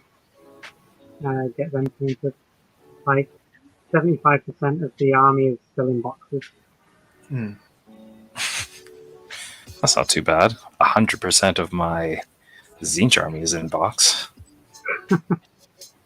Yeah, but do you just have the one box? Yes, that's literally it. I haven't even bought the Battle Tome yet. I suppose that at this point I might as well wait for the 3rd edition tome. That's pretty much what I'm doing at the minute. I'm just going to wait for the next one. For which, the Lumineth, I think it might be a while before they get their new book. Because they had like 2 books back to back almost. But they will get another one once Tyrion gets his army, and I think they're almost going to rival Stormcast for the most varied army in the game. Yeah, they definitely have a big line, that's for sure. Like GW went pretty all out with like the Lumineth line. Now, if they only showed that much like depth and detail for like the other factions, that'd be amazing. It almost seems as if they don't really know what they're doing with some of the factions. I feel like they like the Idoneth. Sorry, go on, Matt. Sorry, you finish your thought first. No, that was me. Yeah, just saying like the Idoneth, meaning like because they came out quite early. They've only ever had one book. So it's like I'm pretty sure that I'm hoping for a new book with new miniatures and stuff in the future, but who knows? I hope so too, because I think there's a lot of possibilities with the Idoneth. There's a lot of freedom that they have with the Idoneth. I think the trouble that they have with some of the factions is there's a limit to what they can do, or like there's a not creative limit, but like there's a feasibility limit, or like they kind of limit themselves. Like for example, the one I can think of the most is like Fire Slayers. Yeah. What can they really do to expand that line that doesn't just add more naked dwarves? Like they could have more guys on salamanders. Cool, good. But what else more? Can you have like siege engines, I guess, with them maybe? But that kind of ventures into the side of like chaos dwarves, I suppose. Could you have them with like mounts, other mounts? They have other allies? Do they use other type of weapons? Do they have different looking guys? Well, They're I'm kind of wondering if they're going to do with those, and I think Christian mentioned it as well. That there's going to be a Dwarden book. Yeah, That's gonna have like the Dispossessed, the Fire Slayers, the Karagon Overlords, the Cities of Sigmar stuff all together. So, like with Orc Warclans, where instead of creating a bunch of new models for the Bone Splitters or the Iron Jaws, they basically combined the two. So people who played as the Bone Splitters can now start collecting Iron Jaws, and people who had the Iron Jaws now started buying the Bone Splitters, because you then had that third faction, which was the Big War, where you could put both factions together. Yeah, that'd be cool. I think that would work relatively well for the dwarves. Yeah, they just It have would to give think of a way to the unify them. Fire Slayers some much needed ranged weapons from the Karagon Overlords and the other siege weapons like the cannons and the organ guns and stuff like that. And vice versa. It would give the Karagon Overlords some much needed melee support. And some monsters. I don't know, your blimps are pretty monstrous. No, I mean like actual monsters, as in like. So don't Yeah, do the Karagon have monsters? No, I was That talking about giant whirring machine that flies in the air. I call that a monster. Yeah, It's terrifying. That's only if you're primitive. No, fear of flying is definitely a thing. The great mechanical sky monsters. You mean the 747? Yeah. Yeah. The birds that stay in the air without flapping their wings. Well, that reminds me of that one. I forget what it's called. There's this like one movie from like the 90s where like these like a knight and his squire travel into like the modern times, and they have the most fantastic way of describing everything. There's one scene where he goes to a restaurant, and the squire goes to like the bathroom, and he says, "I've found these blue mints from the fountain." He starts eating them. They're urinal cakes, and it's like, ugh.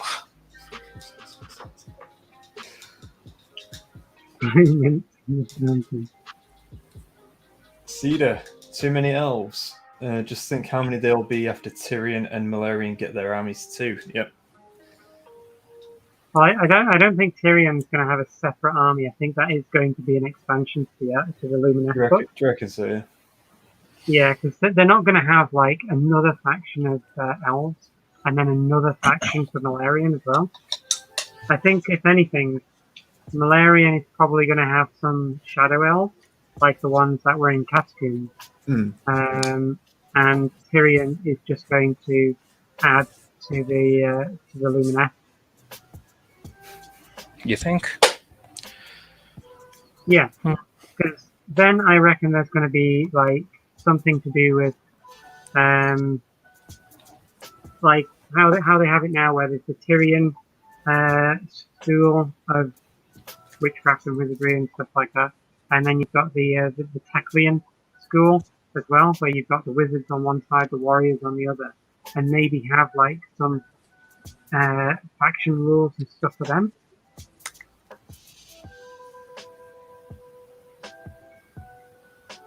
But I don't think Tyrion's going to get a separate set. Because, I mean, what are they going to do for cavalry? Are they going to give him another unit which is essentially Dawn Riders, but with other things? And they've already got, like, the named Lord Regent. That is the voice of Tyrion when Tyrion's not around. Yeah, I suppose so.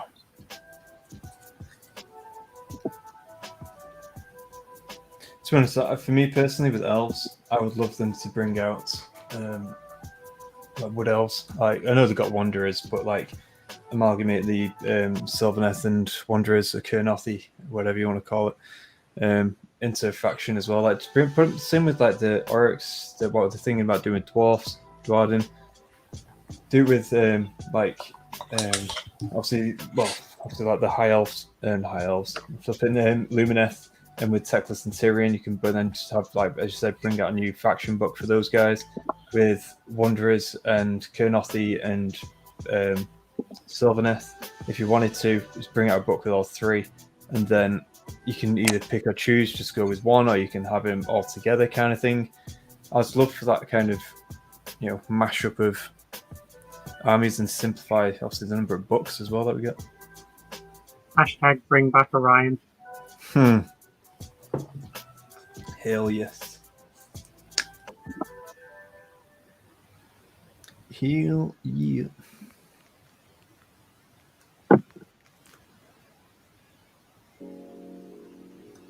Who knows with like the Malarian one, whether or not they would end up consolidating the Daughters of Cain into like a Shadow Elf thing as well. Because they don't have an awful lot of units either. No. Which I think they should do as well. Because they're from the Realm of Shadow, just bang them in there, sorted.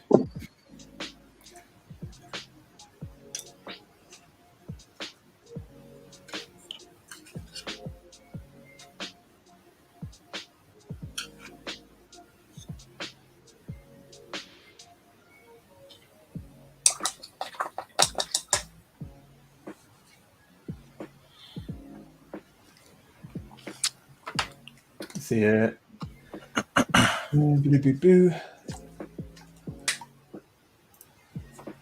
So, well, I guess my kitten decided I needed to put down the brush down and plopped in my lap.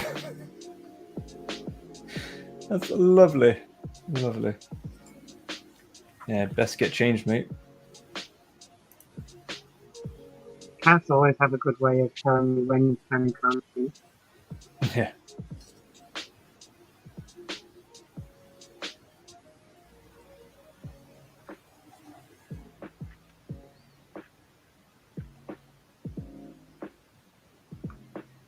Alejandro there, just kicking off with Nagash himself, but only Alejandro would do something like that. Picking fights with everyone. Yep. He wants his beastmen to basically, fight everyone.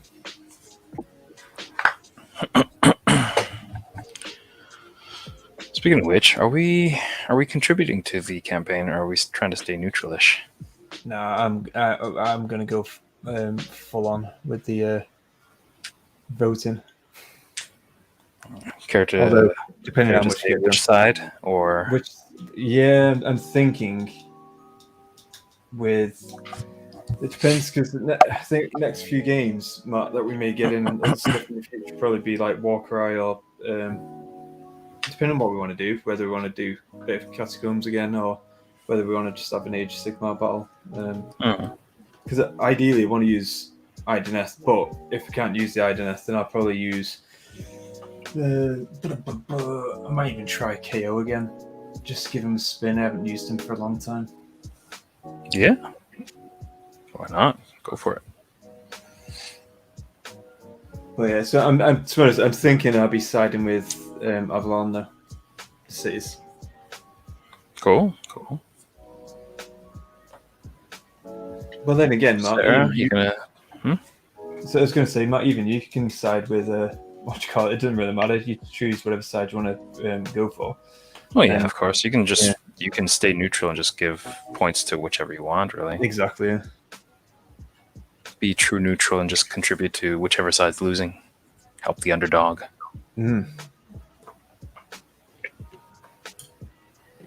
Sorry, Matt, you're about to ask Sarah something. Yeah, Sarah, any thoughts about, are you going to join the campaign? You going to make any votes? Yeah, I can join the campaign and stuff. I probably won't have any units paint a lot for the Orcs unless I start on Cool Boys anytime soon. Or I could probably just contribute with painting more of my Stone Splitters. But I think in terms of who I'm going to follow, I'm going to be against the one that looks like they're winning. Nice. The equalizer. I like it. Well, it was like in the store campaign that Josh was running at the Games Workshop. Like Mhm. you had distinct areas where chaos was coming in, and death had taken over one side, and order was it was in one section. And I came in as just pretty much the only destruction player it seemed at that time. Smashed through on one of the walls on one side, and literally just went straight through the center of the map, destroying some of the Death players' territories, destroying some of Order's, and then smashing all the way through to the other side of the wall to get through to Chaos. Yeah, sounds about right for destruction. Yeah.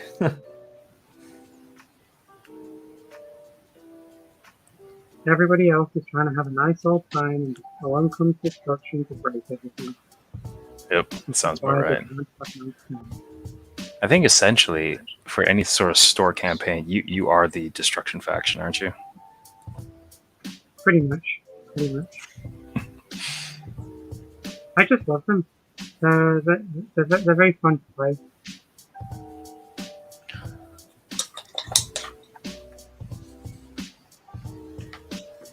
Everybody creates all of these lists and stuff like that to get control with fighting abilities and ranged attacks and magic. It's all insignificant compared to a turn one charge Orcs go or brrr. Yeah, kinda I think the wondering if savage that's it. ferocity of it is just a good appeal, I think, to the orcs. Yeah. Savage Orcs have got the ability to just outnumber you and basically keep going whilst you're being chipped away at a unit at a time. And Iron Jaws are basically, if you don't screen us, we're killing everything you have.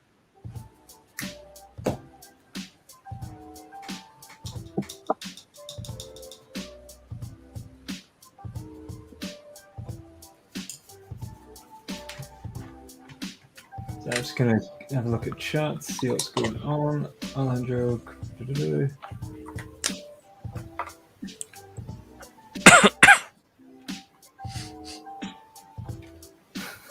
Base, I think Nagash is challenging everyone as well. So keep it up, guys. It's all good.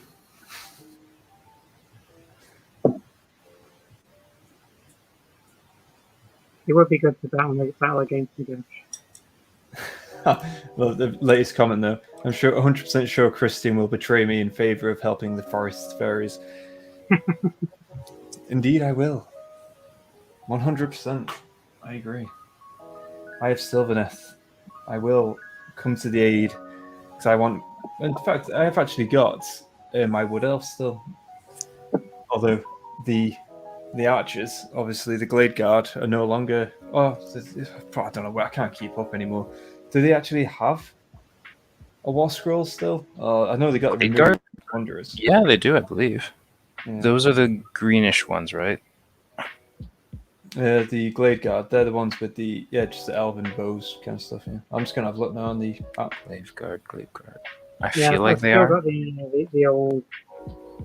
Because I know that they got rid of them at one point, but Like they're the ones with the kit that like changes between spear users or the ones that have like the gigantic like double glaive or double-handed Dryka thingies or whatever you want to call those things. Is that it? no, sorry, Matt. I was talking about the Wanderers, the Wood Elf, the old Wood Elf minis. And so you basically they have Sisters of the Watch, they have Wild Riders, they've got Wild Riders, they've Yep. Wild them Wood on? Rangers, Eternal Guard?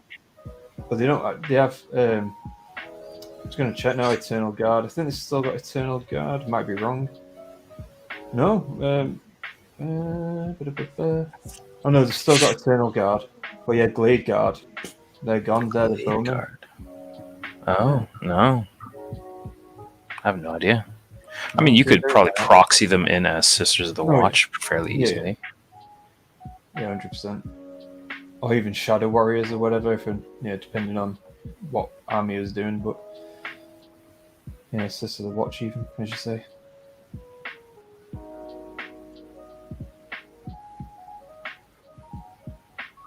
Yeah, because they had. I remember when I first played AOS, they had a one-time shot kind of thing where it's like -3 rend, and so basically it just went obviously one-time shot trying to take down anyone. I think it took down a tree man actually, but it's actually against Josh and stuff, and managed to take down one of his tree lords.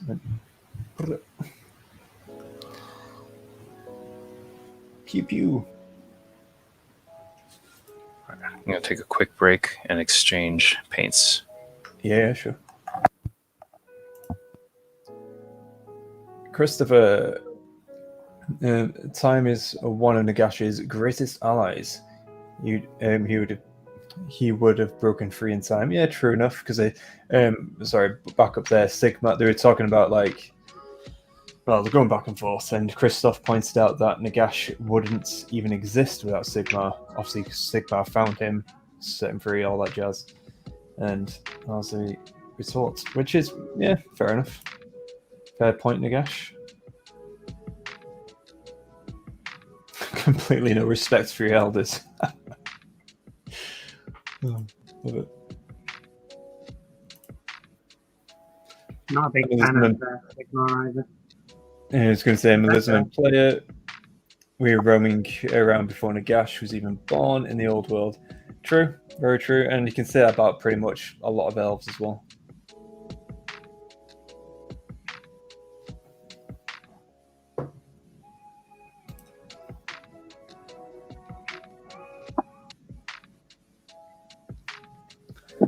Oh. So, I'll give you a quick look at what I've been doing.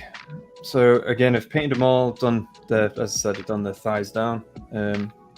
Started making a bit of progress with this guy because I need to just buy more lead belcher base because I'm not doing this using this pilot we've been in there. Pile of shite. So yeah, I'm not gonna use that, but yeah, so this is the guy I've been doing. So just adding a bit of silver, all that stuff. Gonna do this. Basically, all the silver is going to be gone over by Asomatic Blue, which will give you that teal kind of colour. And then bows, I just do black. Arrows, sorry. But yeah, to be honest, at the minute I get this, repurchase the lead belcher, I'll be able to smash through these, I think. Because it's just taking so much time because it's goopy and even watering it down, everything doesn't help. So yeah, it's a no-go. What about you, Sarah? How's your progress even? That's all right. I'm about halfway through, I think. Just putting the arms on some. I've still got to put weapons and heads on others. Oh, but nice. yeah, I've got a base with a body on each of them. Just working through getting each sorted out. Nice. Yeah, after the Reavers, I've got two more eel units to do, and then that's the Idoneth done for now to an extent of where I'm happy. I think point cost wise, close to 2k possibly. If not, it's 1,005 for sure, which is reasonable. And then you need to get Gotrek done. That's your other 500 points right there. Huh? Get Gotrek done. Yeah, that's it. Yeah, just get that. Yeah, get that chap done and sorted.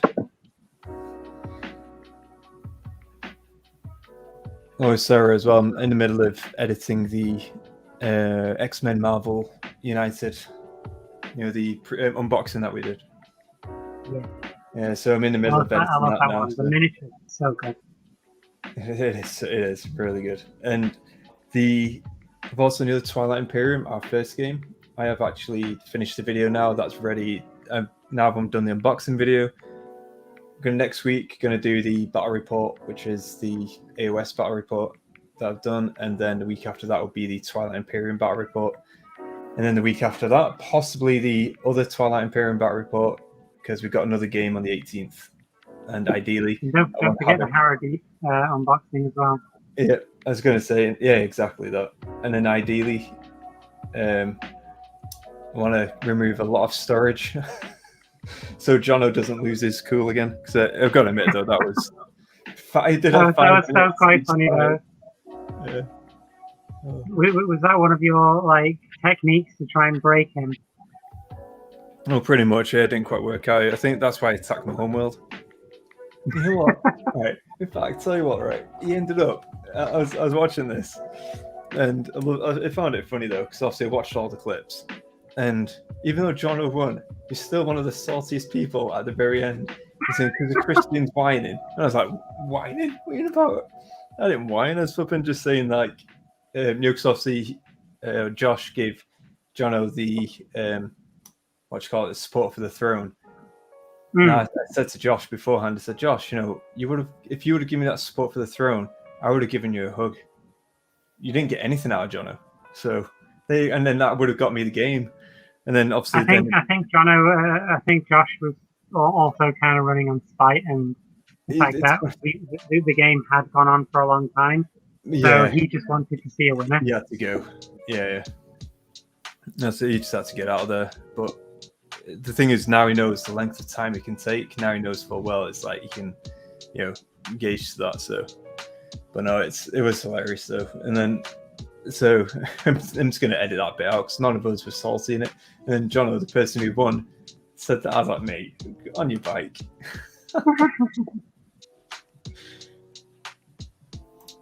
I won, but I could have done it better.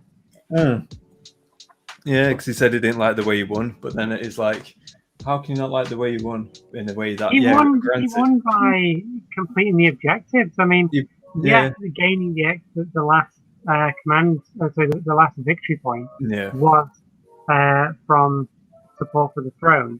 Yeah. But he managed to go from 5 victory points to 10 victory points in one turn. Yeah. That's he had it all planned out in terms of it's like the previous game when he had 4 victory points and then he jumped to 10, but you took his home world. So it's just like that. His style of play is very much just like friends with everyone, hold back everything, and then unleash everything very towards the end and just rush for all these objectives that you can claim, which is fair play. For 2 games now, I bombed it straight for Mechazor Rex and took it and held and all this stuff, but which is good because it does give me those victory points, but also puts a massive target in my back. And then, so the next time, I'm just going to leave it. I think it was harder for you to keep it this time because of you having to go for the Imperial thing. Yeah. Well, Winu, the whole faction is based around actually just holding on to Mechazor Rex, and even their abilities, everything is just around that. Where for me, I was just like, that's all I could do. So it's not, even if I was tried to go to many other objectives, I wouldn't gain any special faction abilities because it's all around controlling and owning Mechazor Rex. So, but yeah, next time I've already chosen my faction. I think you're going with the Necro virus. I am, yeah. Yeah, Jono, I think he's going to go with the Gobbos, those green guys. And then Josh, I think he said he's going to go with the Federation of Sol. And then I think I'm going to go with the Letnev, the Barony of Letnev. They're quite militaristic. Quite fleet heavy, should I say. So I think I'm going to go with those guys. And who knows, I might pay Jono back the lovely betrayal that he gave me towards the end of the game. I was like, Jono, sure, right? I've left you alone. You left me alone. You're not going to attack me, right? He said, yeah, I'm not going to attack you. It takes my home world. I was like, your agreements are worth nothing. Well, remember like last time, like you were saying last time, we could potentially, if you start feeding me some technology, we could have a little bit of a unspoken alliance between the races. Might as well what he said, though. No, that's what you said. What a tech? About, like, I said we could have, like, a bit of an alliance where you feed me technology that I can take. And then... in the next game? Yeah, for the next game. Yeah. I'll send over a destroyer. There you go. Just feed off on that. I'm just like, what are you doing, Sarah? I was just going to trade.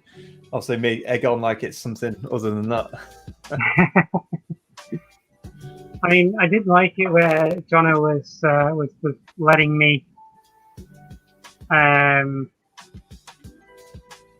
basically pay him off to Yeah. do his abilities equal there and then. benefits, to be honest. Jono racks up. He's basically taking leadership racks up his command tokens so much that it's just insane. And his money. Yeah, I think the fact that he managed to get leadership 3 times in a row made things really difficult. I think whilst I had the speaker token early on, I should have started taking that off him. Yeah, well, it's going to say it's a great. I absolutely love the game, and I think next time it's going to be even Jono said he's going to look to try and play slightly different than last time. So we'll see how he plays, but he always plays like that in every game, so it's going to be difficult for him to adapt to something slightly different. We shall see. We'll force him to adapt. Well, now Josh knows how to play properly as well, so that'll be well, not properly. He knows more than he did before for sure. So that'll be interesting.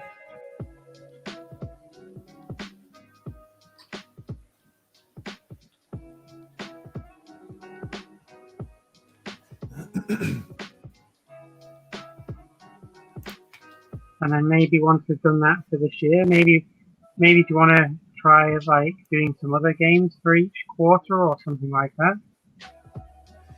Yeah, I was going to say we can because it's something that the TI4 I definitely want to continue playing like every so often, but then we can obviously look to venture into like potentially the same amount of time but multiple board games in that sense, because obviously that TI4 is a long game where if we could play Marvel United with X-Men, mix it all up, have all of us with individual characters, or one of us Magneto, all that kind of stuff, and then you could also have obviously some of the games that you mentioned before as well that we can look to bring and have like a few hours playing that as well. So yeah, we'll be definitely looking to. Even Jono said he's up for, and Josh as well, up for mixing up a bit. So we'll see how that goes. But I'd love to play an Arcadia Quest game. If people are happy to put in that amount of time into a game, a small campaign for either Starcadia or Arcadia would be awesome. Yeah, I'm gonna have to. Sarah, send us a link on that. The actual board game itself, and then I'll have a look on YouTube and see what type of. Because I did have checked it out, but it was a while ago. So just send us a link on that, and I'll check it out. Yeah, we'll do. Cool.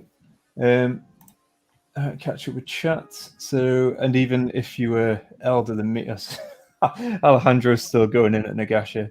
That would be advantage because then I could say okay, boomer. Okay, boomer. And then Krista, if I'm 51, I win. Beardlings, yes, indeed.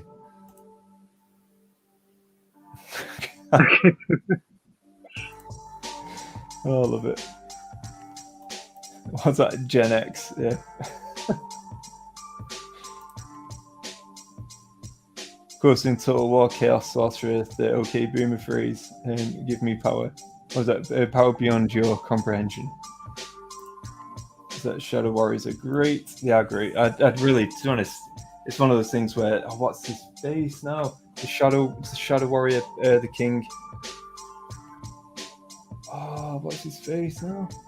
Is it from Old World? Is that one of my favorite characters? One of the. I'm gonna have to find this out. Hold on.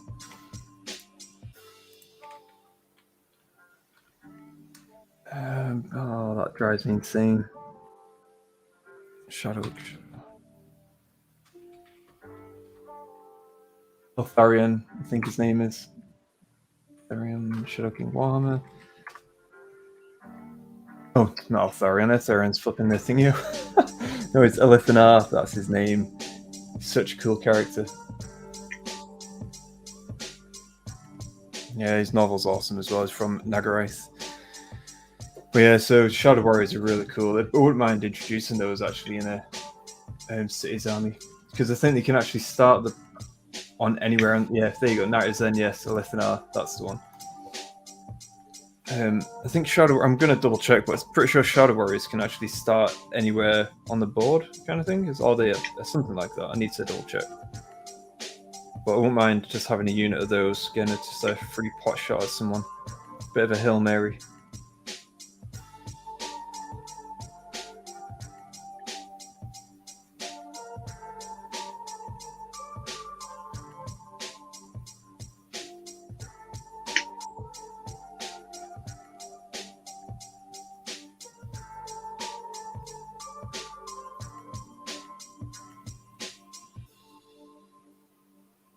Shadow Warriors.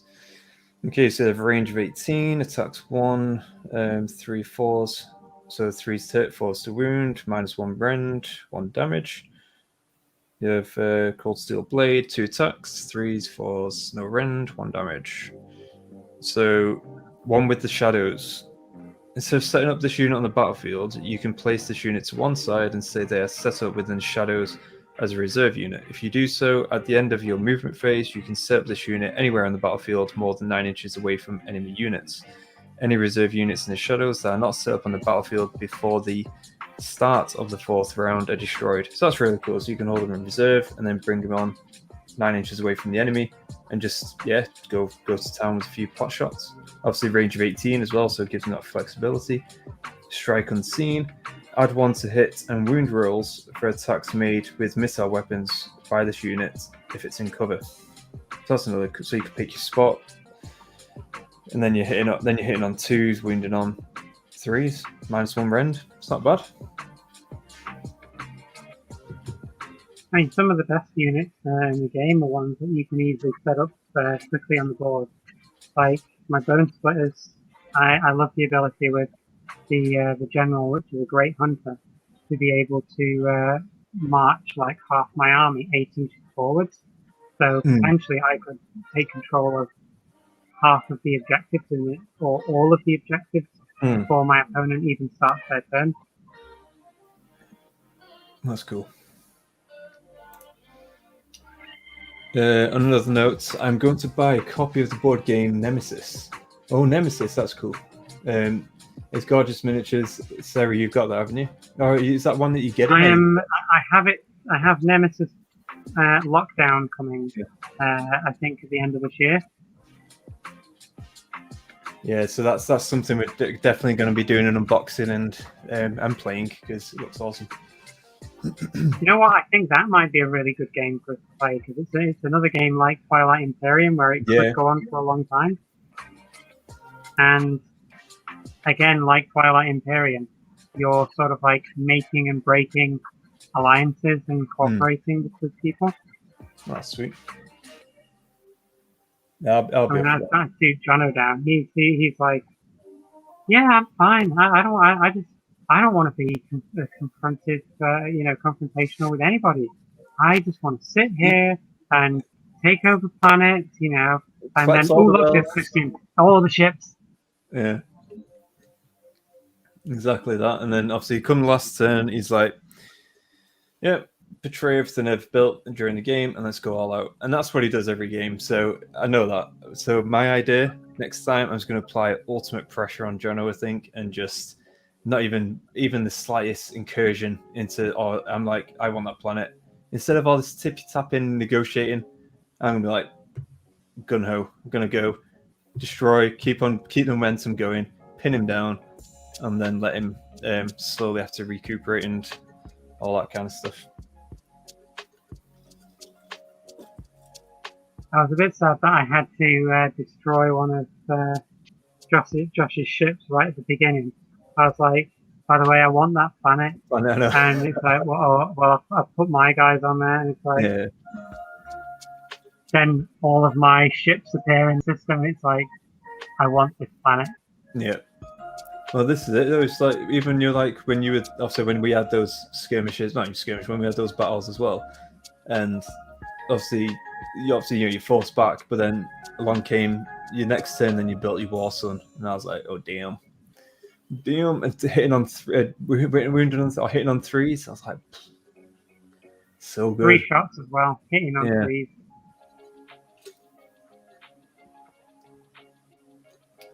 it was really fun as well how I managed to do it. Just like push forward really, really quickly, get those planets, use Jono's ability to allow other people to do more, free technology, and I was able to get a war song easy peasy. Yeah. Now, Nemesis Alejandro's a game I'm looking forward to as well. That'll be cool. Christopher Malone, working on a Knight Relictor. Ooh, very cool. And 3 Decimators and 2 Hammers. Stormcast boys there. It's an army again. It's an army. If I just had someone, I can just say. Honestly, I wouldn't mind having every army going. If I just had someone, right, I'll buy it, assemble it, or whatever. You're painting it. Then I'll be like, oh, I can just focus on videos and do all that stuff, and then I can just I wouldn't mind doing that. I just need space actually as well, because That's what commission painters are for. No, I've used one before. I know, Matt, you do commission painting now and again, but I used commission painting for my endless spells for the Sylvaneth, but I didn't see it for like 3 months, and then not seeing it. It's just money as well. I'm just like, ugh. Could do it for free. Yeah, I used to do commission painting as well, but I think people didn't like my. So how long is it going to be when you do it? I'll do it when I do it. Yeah. Matt, I do have my own stuff to do as well. Yeah, that's it. I mean, Matt, what type of time frame do you like? Do you like specify? Obviously, you don't have to say much, but do you usually specify like you get it done within a month or 2 months or whatever? Depends on what it is, because if it's like one model, then yeah, I could say like, okay, it'll take me a week.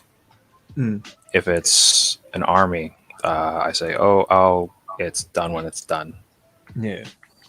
I mean, like, there's always that give and take, right? So, I mean, do you want a good-looking army, or do you want something painted and that's okay? I mean, you can pump out a painted army fairly quickly, but I mean, it's going to be bare bones standard. Yeah. Mm-hmm. And if you want, like, it's just like time for quality, right? You need more time to get more quality. If you want to, and there's the other option of, the more you pay, the better the quality and the less in a shorter time frame, right? But people don't want to pay, and they want top quality in minimal time, which is a bit unreasonable sometimes. Yeah.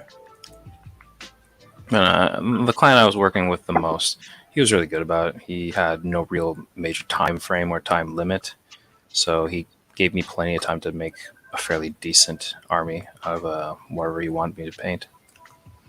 That's good. Yeah, I've never done any commission work. I was about to with the Cruel Boys, but he didn't end up getting the box in the end, so that's fair play. But yeah, so that was one that I was going to do, which I would have enjoyed, because I wouldn't mind painting some orcs, just to, I like the look of him, but just using all those different shades of green as well, and I wouldn't mind trying it out. Is that Orcs for AOS or Orcs for 40k? AUS. Crow Boys. Yeah.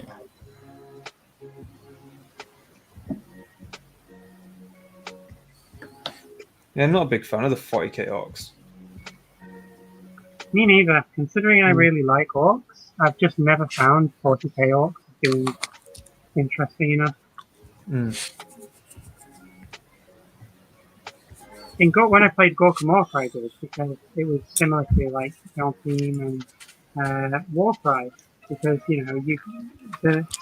your orcs had names and they had histories and stuff throughout the games, but I just don't like how it's like, oh, they just defy science and stuff by throwing as many things into a gun as possible, and then the gun becomes a bigger gun and Daka.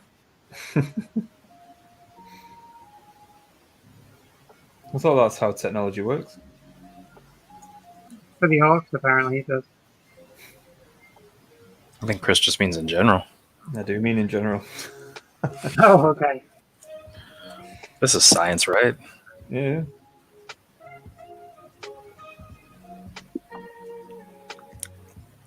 I mean, it's true to a degree. You combine, you take a sword, melt it down, add another sword into it, make a bigger sword. Yeah, but an Orc just puts a sword and attaches it to the sword.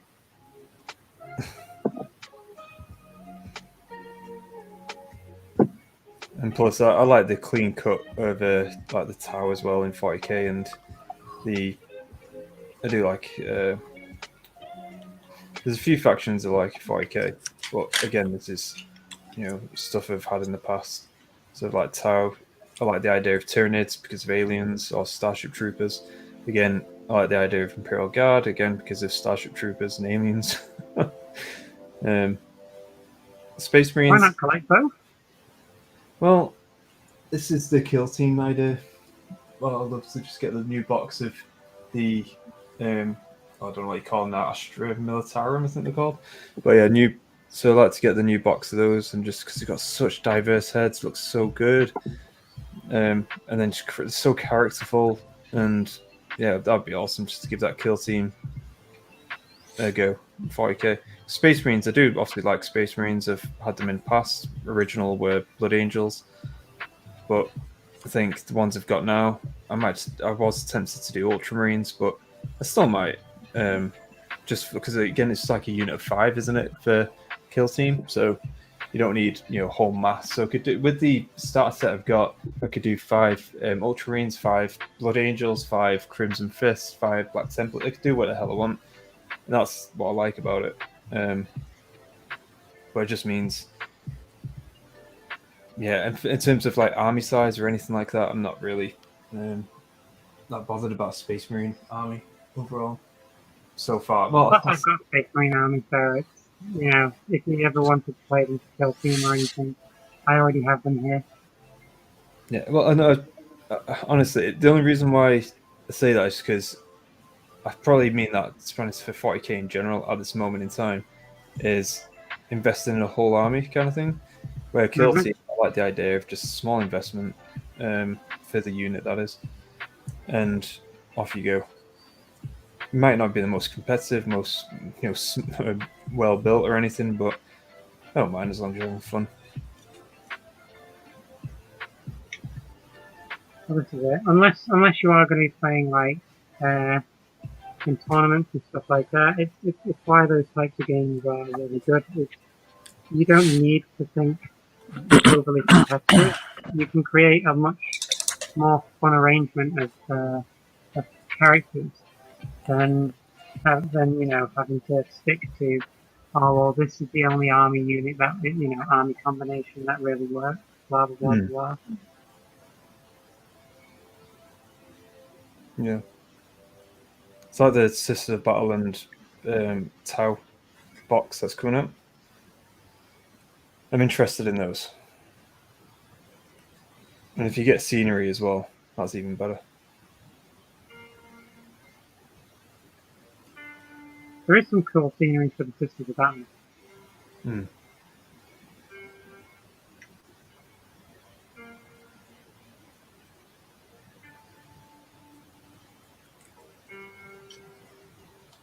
I was saying before though, it's one of the reasons why I like Warcry. Is you don't need to, it's not like it's a massive investment, and it allows you to try out so many different factions. I really like the fact that you can just have so many different things to paint. Yeah. You can make it very much more like characterful rather than obviously like painting legions and all that kind of stuff. You're just painting like individual characters, and you can really make them each one unique. And depending on the warband, I'm just thinking of like Cities of Sigmar warband. You can really go to town, and even to be honest, any army you can do that. That's even thinking Skaven. You can paint like different fur colors, and obviously do like try find different like heads and weapons, all that jazz as well. And with cities, you've got such diverse anyway in terms of like weapons output, and obviously you can basically, you don't even have to touch just GW. You can go abroad and just have a look for other miniature ranges that would suit. So yeah, that's why I really like Warcry, because there's so much more character to it. If you really delve into it, one thing I'm guilty of massively though is because all of our armies and miniatures and everything's built and geared towards Age of Sigmar, so I haven't really done a purpose-built Warcry warband in terms of like conversion, like and naming and all that kind of stuff. I've not done that just because we're very much geared towards AOS, but the more Warcry games we do play or like aim towards, I'll probably then look to flesh it out a lot more and get like, like the Underworlds box sets. You get like such unique characters and figures in that. Bring that into Warband as well, and all that kind of stuff. So it's probably something I'd look to do for Warcry is like Cities of Sigmar Warband. In fact, I'm just going to get the book now. Whilst I can't really paint much more at this moment in time.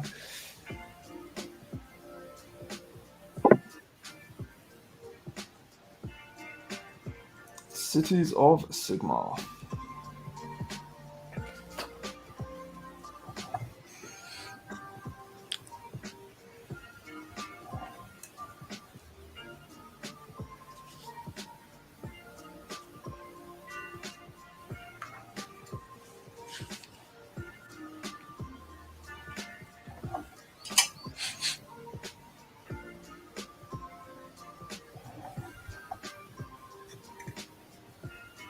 So it looks like you still have to choose, obviously, one of your rune marks.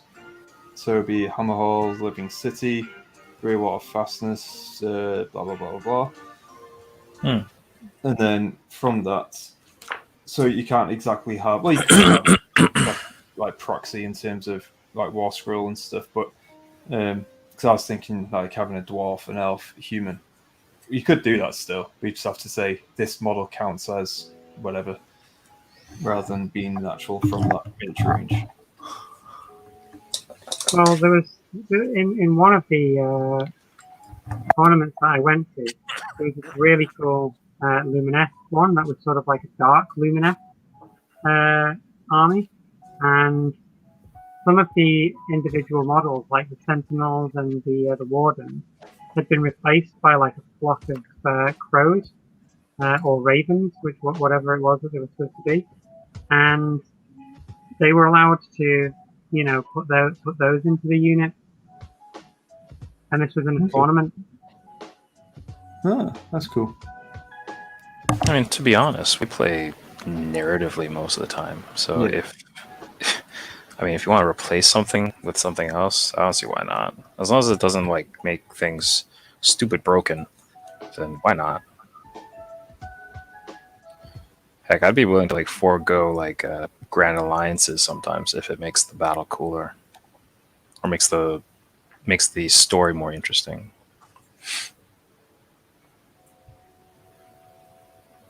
Gotta have a good story.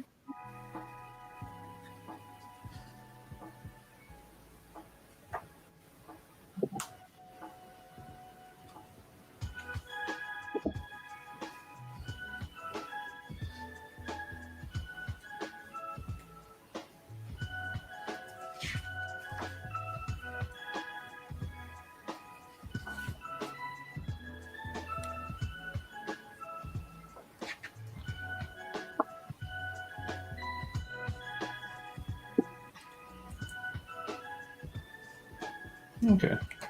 So I might actually be wrong there, I think, with the... it doesn't mention anything that you have to do. So, individual, like just elves, just dwarfs, just humans, it's saying like...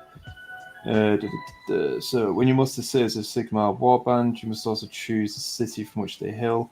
So this is just the type of abilities available to the fighters, depending on what icon there is. Because all of them have the Cities Sigmar rune anyway, rune mark. All fighters in your warband with the Cities of Sigmar faction rune mark are also considered to have the chosen rune mark of their city, which will determine the abilities to which they have access. So basically, it doesn't matter where they're from. That's how I'm reading this anyway.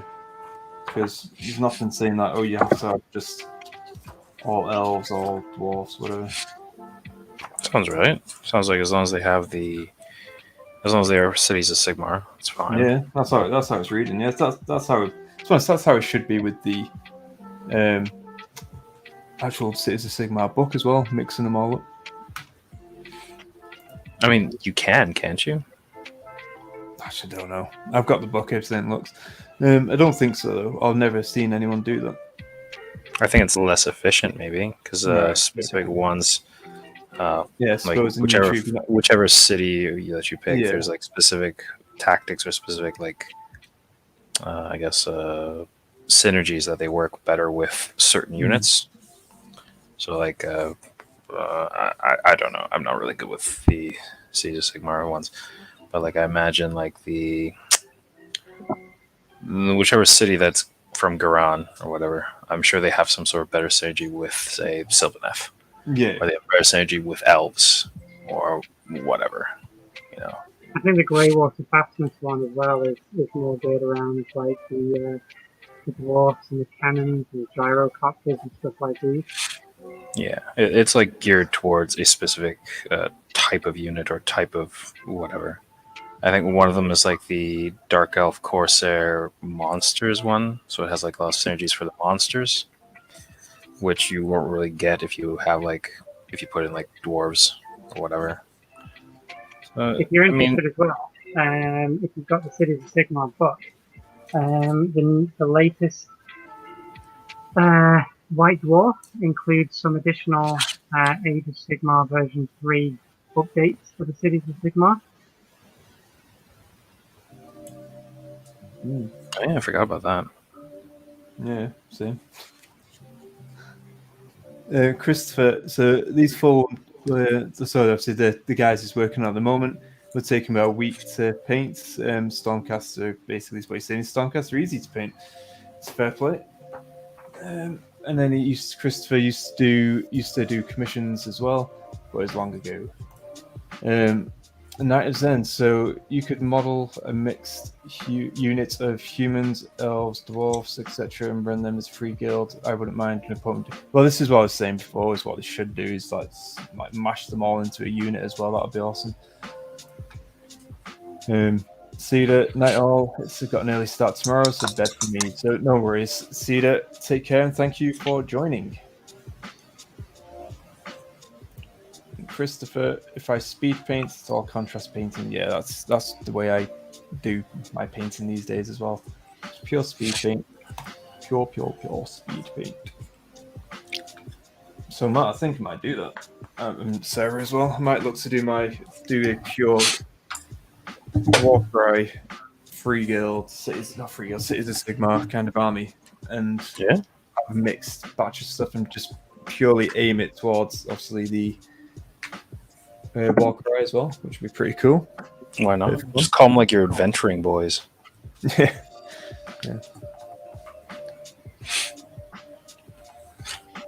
Oh yes, I'm gonna get the new. I'm quite excited about this now. So I'm gonna get because I've always wanted the Witch Hunters. Oh yeah, the new Witch Hunter models are pretty awesome. So I'm gonna get those. I'm gonna get the Shadow Walkers as well because then they look really cool. So I'm gonna use like one of those guys in there. So it's like just a band of misfits kind of stuff. But yeah, I'm obviously gonna have some dwarfs in there as well. Oh, because I've got some dwarfs that I need to paint as well. So, ooh, exciting times.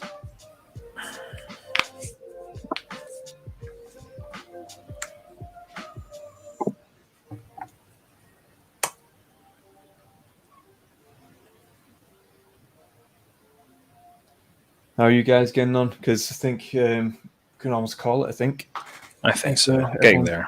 Just doing detail work now. So probably gonna go to sleep soon. Yeah, I'm nearly done. I've got all the heads and the arms and most of the weapons on. I've just got like a couple. I'm just finishing off the remaining empty hand weapons and stuff. Got my command unit and stuff done. So Yeah, I should have the entire unit of 20 done by the end of tonight. Nice. Terrifying. Then I have to start Nice. painting them by next weekend. Yay! Christopher, my Knight Relixer had switched with a Primaris Chaplain head.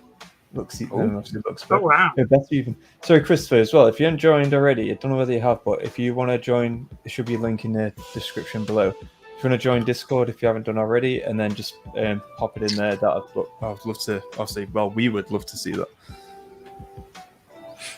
It's a cool idea. Yeah.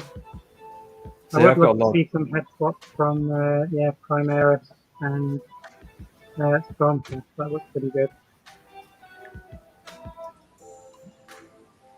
I was going to say, so the Lord Relixer model itself, I've got two, but the one I've got as well, one of them, I swapped the head with just a elf head, with a hood kind of stuff. It looks alright. Yeah, it looks pretty decent. Yeah, I think the idea, it's like I'm really happy with the Dracoff, Lord Celestin, is it, on the Dracoff, who's got a hammer kind of thing, yeah. So I've converted the head on that guy as well from one of the Chaos Lords. He's got a barbarian. It's one of the reasons why I wanted to paint my Stormcast army was because of that one guy. Just because the way it's converted his head and everything, it looks like Zeus. So cool. It's like long beard and everything, that head, like very barbaric and stuff. I was like, oh, so good.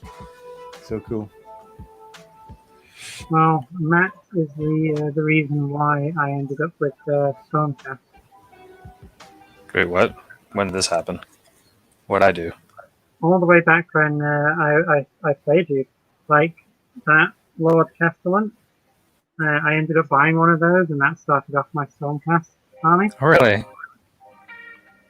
Did he traumatize you, or was it well painted, or what was it? What was that got you into it? Nah, definitely wasn't well painted. Ouch! No, it was the abilities and stuff like that. I thought they were really cool with the lantern, being able to shine them on certain units, buff them, and he was just like a really good utility and support unit. Yeah, unfortunately, I think. Wait, the Castellan. Oh, I think he still has it, doesn't he? I think it's the flying one with the lantern that lost some of his utility. A lot of the Stormcast heroes lost a lot of their utility, really. I'm kind of glad though, because some of the units were a little bit OP. But yeah, a lot of them now have been brought in line, like the ballistas and stuff. You could just make an entire gun line of those ballistas and tear people apart. But now they've been brought in line with a lot of the other ballistas, like the Lumineth one and the Orcs one as well. I think. What was it?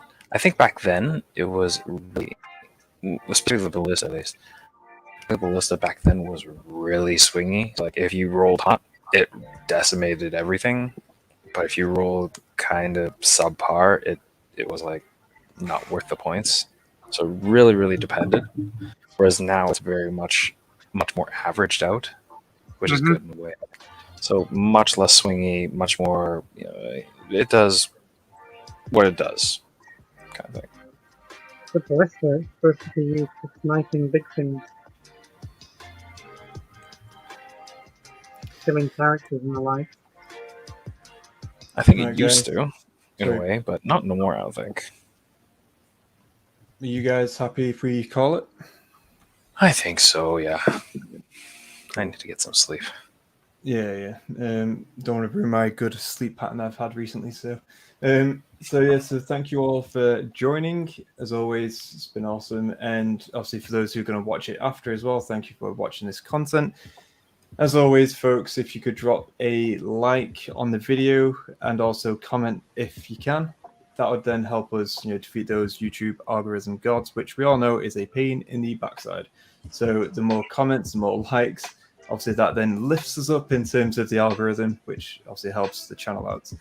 Thank you all for stopping by. I hope you have a good night. Take care, and what we are going to say, folks. Let the dice tell the story. You my jazz hands. In jazz hands. Nice one. Thank you all. Take care. See you later.